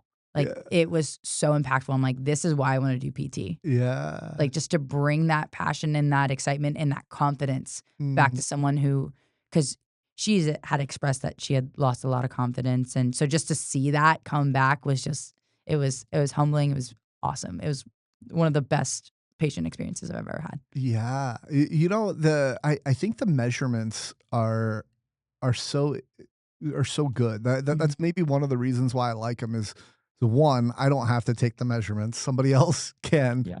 And then it's like, in the from the first session to the last session, like how much improvement was there? Well, I have a similar story actually. I was they had me walking up against the wall because I couldn't balance on my own, so I was using the wall to balance, and I was walking back and forth, and they just timed how long I walked for, and it was around 30 seconds, and then towards the end of it, it was around a minute and a half, 2 minutes that I could walk on the wall, and one of my goals was so I have an SUV. I load the wheelchair in the back, but when I go get gas, I always have to sit in the back down in the driver's seat. My goal was to pump gas the entire time Mm. and stay standing, Mhm. and so was I was at that point when Iron Cord ended. So maybe close. I'm sure there were times where I was able to do it, and other times that I wasn't, depending on how empty my gas tank was. But Yeah. yeah, it's a really cool experience. And again, the only complaint that I have is it's not year round. So, Yeah. but Dan was telling me, and as you were kind of alluding to, like it takes a lot of work, and Mhm. you're volunteering for it, and it's like, man, what if we could get money into that and start paying people. And then there's I think Dan was talking about some potentially legal. like legal issues of doing it year round. I don't know. Mhm. But anyway, um, yeah. So I think that's all of Iron Core Mhm. that I wanted to ask you about. Anything else? No, I love that program. Yeah. It's literally the best thing ever. It's honestly probably, like I said, been the biggest contributor to my PT career thus far. Yeah, Mhm. that's awesome. Yeah, it's very, very well liked. Mhm. So, talk to me about the bridge and Be Well and your involvement with them. Yeah, so I've volunteered with the bridge and Be Well a lot. Done like some track stuff with the bridge. They had like a disc golf thing that was really cool. Oh, Power soccer is something that I really like enjoy being a part of. I was a soccer player, so it's been really cool to volunteer with them a little bit. yeah. Um, CP soccer. Mhm. My professor actually is like one of the big coaches for that. So hanging out with her and the kids at CP and a lot of the, people from CP soccer also do Iron Core. So it's been really Mhm. cool to kind of see their development over the year and their growth in that. Yeah, So it's really cool to see them in like their little element yeah, after they've been training at Iron Core. yeah. And then Be Well. I mean, they have all their try it days that they do. So like pottery was one thing, Mhm. super fun to be a part of, even though a kid roasted me. Oh, yeah. Yeah, because it was not good, and I was like, "Alright, I know, I know, I know." Got absolutely showed up, but it's fine. And then Be Well, they have, like, also just, like, little classes and panels of parents coming in and talking about their experiences, and, Mm, it's really beneficial as students to hear, from parents specifically because that's we don't really get that a lot in school, so yeah, it's been a really cool experience to be able to volunteer with them yeah. as well. Okay, awesome. Um, there was one question that I had, but I let it slip. So, yeah, Cincinnati Tennis Foundation does a lot of work with the bridge and Be Well. Have you ever heard of the Tri Day that the bridge puts on? Yeah. Yeah, so that was something that like was a brainchild at the SOAR Expo. Mm. Um, I think Danny was doing other Tri Days, but then one of the thoughts that I had was like I went up to Renee. I was like, Renee, we got to do Yeah. this. Danny, we got to do this, and they're so good. Like if you have an idea, they're just like boom. Oh, yeah. So it's pretty awesome. Um, okay. Anything else on any of the nonprofits that we didn't talk about? I don't Okay, think so. I've got just one more one more like kind of thought provoking question. Um, why do you care? Maybe it's not one more, but it's a series. Let's say. Why do you care so much about the disability community as an able-bodied person? That is a great question. I don't know if I have an exact answer for that. I Hmm. I just fell in love with the community. I Hmm. I think, just with because I honestly, I wasn't introduced to it until Iron Core. Yeah. It was something that just wasn't around my community, in high school, Mhm. and so I think just being a part of Iron Core and seeing just the passion that surrounds it, I mean, it's different and so prevalent compared to, like, any other PT clinic that you go into. Yeah. So I think it just really just lit something in me when you see, your patients being so passionate and, wanting to get better, like, that makes you as a physical therapist, like, "All right, like, let's go." Yeah. So I think just, like, working with, in my experiences with that, it just really just ignited a fire. And I don't know really where that comes from specifically. Mm, It's just very, like, fulfilling to me, and I just love it. I love building or helping see the confidence grow, yeah. that maybe wasn't there before. Yeah. It's interesting because I thought you were gonna reference your mom. Yeah, a little bit. I could yeah, maybe attribute it a little bit, maybe, like, subconsciously, but I don't know. Yeah. A little bit, I could Yeah. see from there. Okay. Interesting. So, I always like to bring up like kind of nuanced disability topics. And so one of the interesting things that's maybe more physical therapy than anything is if resources are limited, should we prioritize helping people can make the biggest gains or people who need the most help? And let me actually take a step back. So there there's there's the thought process that I have of like, well, this person's only going to take a week to recover, Mhm. and in a year, if I have one person only at a time, then I can help this person. I can help 52 people, Mhm. versus somebody else that has a more severe injury. You're Mhm. going to be with that one person Mhm. for, let's say, the entire year. Yeah. And I know that's a very loose time frame of things, and you're going to help more than one person, Yeah. but at a time. But like it's kind of like that concept of like, Mhm. is there a priority, or is it just kind of like you think first come first serve, or like because you could have a bigger impact if you help Mhm. more people.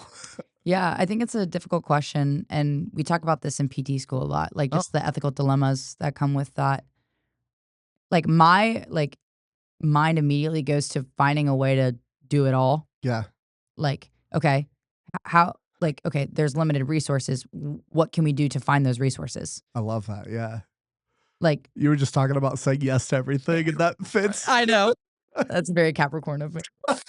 Um, but yeah, like, that's just where my, like, mind immediately goes. It's like, why do we have to choose? Like, Yeah, let's just find a way to do it all. cool. Okay, yeah, I like that. Um, we kind of talked about that one already. If you could change one thing about how future PTs are taught about disability, what would it be? I know you kind of asked me that question, but Yeah, I like your assuming. mhm, Like, I wish, I think assuming, like you said, can lead to poor outcomes, and I think also just not communicating with your patient, mhm, and not listening to their goals, right? mhm, Like, just following what's on an exercise sheet or what our organization tells us, like, "Oh, insurance needs, you to meet these specific things." But, I wish we just continue to go for what's best for the patient, right? And not mhm. what a company or a insurance company or exercise sheet tells us. Yeah, But to continue to be creative and listen to what their true goals are. yeah, yeah. I think that's appropriate. Sometimes you do have to check the box, Sure. but then you can still listen, Right. right? And you can check that box and then move Yeah. on. We So, had a patient come in the other day and he was talking about how he actually had really like negative uh, thoughts about physical therapy because his mhm. PT like was like, all right, we're just he was really into golf. Oh, And so, but like his PT didn't do anything that like help it them. helped him with the golf. Like it was just like, things to check off an exercise sheet. Yeah, And he's like, I wish she just would have listened and we would have done, things that would help me with golf. yeah, And so like that was super eye opening. It's like, yes, obviously there's some things that we have to check off for insurance purposes and everything, but also, okay, how can we tie those specific outcomes then to things that they enjoy? Because at the end of the day, if they're not enjoying PT and they don't feel like they're getting anything out of it, then what's the point, yeah, really? yeah, yeah. Yeah, you're absolutely right there. Have you ever had an awkward interaction either with adaptive athletes or just I guess able-bodied Not while in physical therapy, while doing physical therapy? not really. No. Really? That's No. fascinating. Okay, I thought It's for sure you'd have one. maybe this was awkward. It was just funny. So another patient that came into school, he was talking about how he used to do Spartan races a lot, Mhm. and actually during one of the Spartan races, he cut his leg and got really bad infection, and they had to amputate his leg. Mm. But like now he like trains people to do Spartan races. Oh, Like cool. that's like his job. And Yeah. I was gonna do one, and so I was like, any tips and tricks for like how to do it? He's like, don't lose your leg, and I was like, yep, noted. So that was just something funny that That's happened. great. Um What do you think a disabled so like I don't know, you've talked to a lot of physical therapists within the Iron Core space, and you've obviously helped people in Iron Core yourself. What's a disability related situation people get awkward about that maybe we'll just leave it at that, yeah. I think it's like, are you talking about like that able-bodied people. Mhm. I think it's interesting, the way that people go about assuming that they need help Yeah. is very interesting to me. Yeah. Like, they just automatically, like, wanna push their wheelchair, and it's like, they're able to do that. So, like, just the assuming factor with that. Yeah. And, also, it's interesting too watching people who have never worked with, like, individuals with disabilities, Yeah. like, talk to them. Like, they almost, like, baby talk them. It's like, they're Yeah. just people, like, you don't have to, like, do that, like, "Oh my gosh, that's such a good job." Yeah. It's like, the motivation is good, but, like, alright, like, just do like you would like an able-bodied person. Right. It's really interesting. Like, it's interesting too right now. So on Love Island, I'm gonna go back. There is a a woman who is below knee amputation on there. Mm. And it's super interesting to see the discourse online about her. It's like, oh my gosh, like she's so brave for doing that. It's like Mm. they're people too, like they're able to go out and date. So it's very interesting to see people just like assume that it's like I don't know. It's that's just very interesting to me. Yeah, man. So you hit on two nerves of mine that are like just really passionate like points that I love talking about. And one is so there's a TED talk I highly recommend listening to it. It's great. It's called "I'm Not Your Inspiration. Thank you very much." Mhm. And it's this lady in an electric wheelchair that talks about basically she calls it inspiration porn, and how like you see an amputee that's like on the track and it says something like do the impossible Mhm. on the picture, something Mhm. like that, right? And you get these feels and like she calls that again inspiration porn, and so like I've had conversations with other disabled people about this because, like, I'm kind of conflicted on Mm. her message with that. She's basically like, "Stop doing that. It's patronizing, yada yada yada." Right? Which I agree, it is patronizing. Mhm. I've had people. I used to work in retail a lot, Mhm. and I had people that would come in and be like, "Oh, I'm so glad they hired a disabled person in this company." Right? Yeah. "Oh, I'm so glad to see you out and about." Like, you get comments like that from people that you just wanna slap them in the face, Yeah. right? But at the same time, part of me is like, "Okay, what if that person took that inspiration and realized that their life isn't as bad and did something better with their own life?" Mhm. Would I be okay taking that bullet? And I Mhm. think the answer is yes, Okay.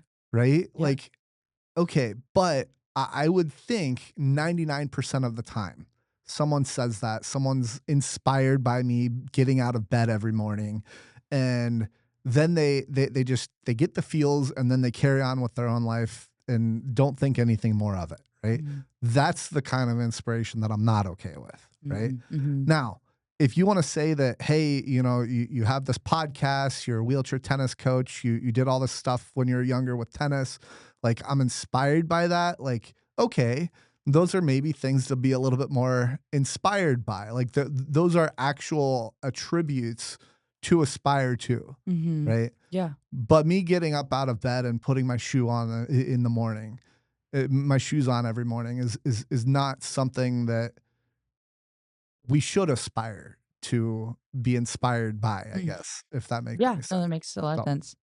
So, who if you had to pick, do you wanna inspire, like, um, able-bodied people the most, or do you wanna, like, inspire, like, people like, if you had to pick one and, like or in, like, what mm, way do you wanna inspire each? yeah, that's a great question.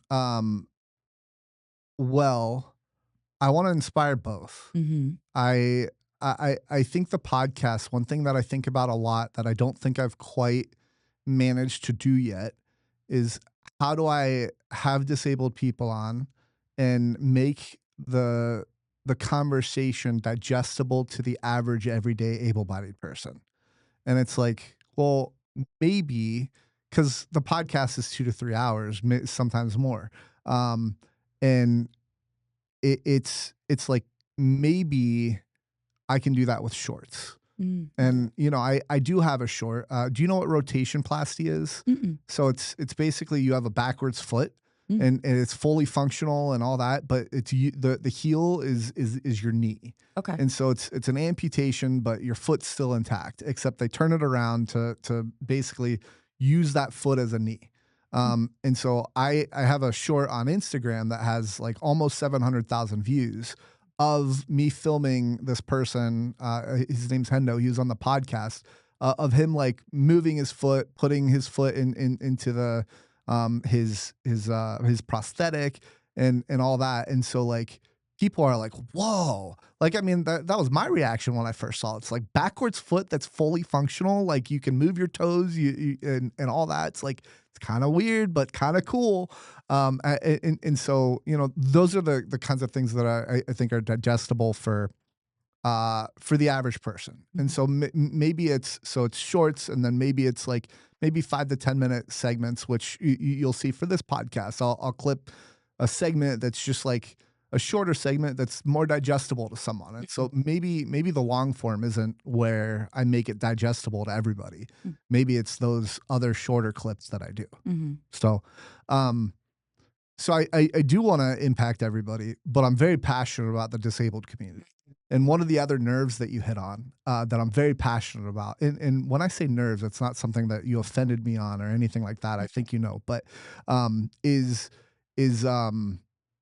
uh, people doing things for the disabled community that they themselves can do already, Mhm.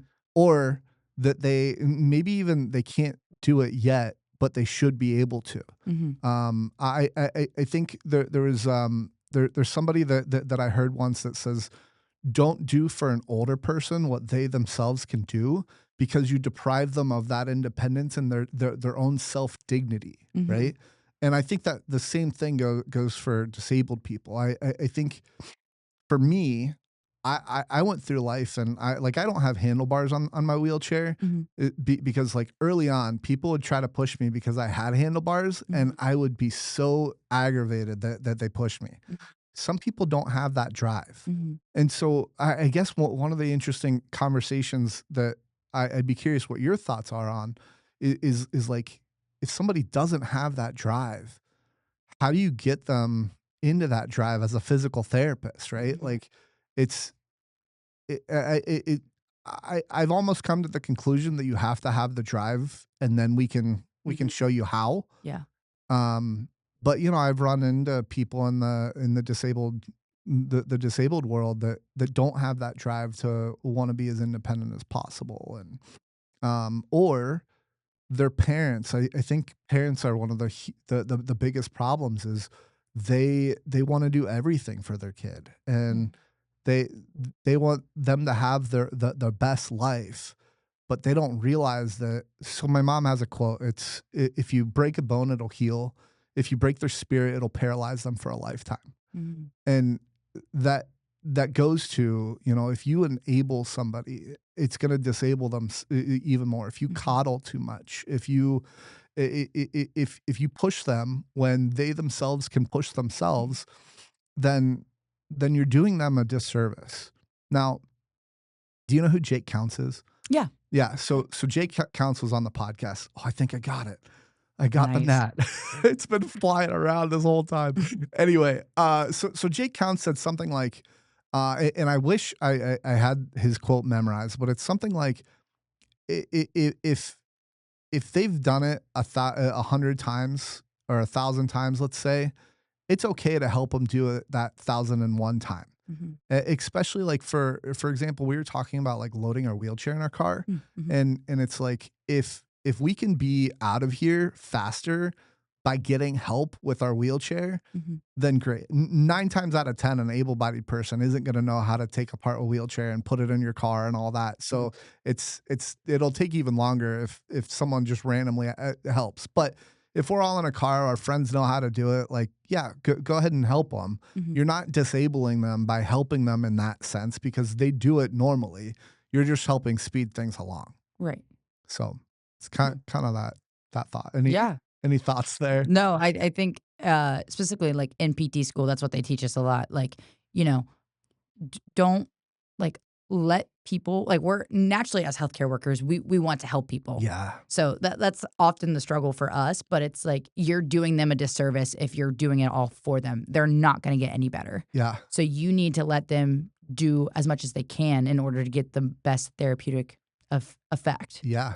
as a physical therapist. So that's something that we've had to learn and that we have learned through, like, Mhm. different patient experiences is like, okay, if I, do everything for them, even if it's as simple as taking off their, footrests, Yeah. like, that's still, them bending them, reaching them, working on their core. Like, Mhm. those little things add up. So, Mhm. let them do as much as they can. Like, it's gonna help them in the long haul. Yeah. Yeah, and I run camps sometimes for kids, for disabled kids, like, within the tennis space, and we'll often have, like, a word of the day, Mm, and one of my favorite words is independence, mhm, and I usually like to have, like, the parents around if possible, and so, like, I'll teach them the word in the morning, and then when we go to lunch, I'll debrief and ask them what the word is, but I think one of the really important steps to independence is how can you get is you were kinda saying, I think, probably an hour or 2 ago, how can you get just a little bit more? mhm, And what that means is if you're going through the line of, like, whatever, it's a buffet style, let's say. If you're going through and your mom's holding your plate and your mom's scooping the food, um, can you grab the spoon and you scoop the spoon and your mom hold it? mhm, And let's take it a step forward, further. If you can do that, can you put it on your lap? And then can you scoop the food? And then can you push to the next spot? Or maybe if you do put it on your lap and it's gonna fall if you touch your wheels because you're not holding on to it, mhm, then you can give it to your mom, go to the next station and let and then you do the rest, right? So it's like how do you do those baby steps to get just a touch more mhm, independent? You don't have to do it all yet. And that's not what I mean by independence, right? mhm. But like how can we get you closer? Yeah, I So agree. anyway, all right. I thank you for bringing those up. Those are very I'm very passionate about those topics. Yeah. So um, good conversation. What what's next for you? What's the future hold? So, hoping pass the boards, become a pediatric sports PT, continue with Deserve a Smile, make it big and better than ever, and continuing with the mission and helping as many people in the mental health space and the physical therapy space as I can. Yeah. In 10 years from now, what would make you feel proud of the path you've taken? I don't think any amount of money, any house, anything of that sort, but I think, you know, after being in the physical therapy space for a couple of years, it's how many people have I inspired or how many people have I helped? Yeah. That too with like Deserve to Smile. Mhm. Because at the end of the day, like that's the reason why I wanted to become a physical therapist, right? Is to help inspire and help people, on often the worst times of their life. I want Yeah. to be their biggest cheerleader. So Mhm. um I think that would, like, be the most successful for me is, inspiring, especially if I go into pediatrics, like, the next hopefully generations of PTs and, just this next generation in general, Yeah. and helping people. Yeah, awesome. What's one thing you hope viewers take away from this conversation of us talking together? I hope a lot of things. I hope, like, the conversation around mental health, Mhm. that it's, there are resources out there and that you are not alone, is a big one, and I think, just as a future PT that we continue to be the best PTs that we can, and not just following an exercise sheet. That's something that I'm super passionate about when it comes to PT. Is Yeah. being an autonomous physical therapist, and finding your patient's goals, not just what a company wants you to. Yeah.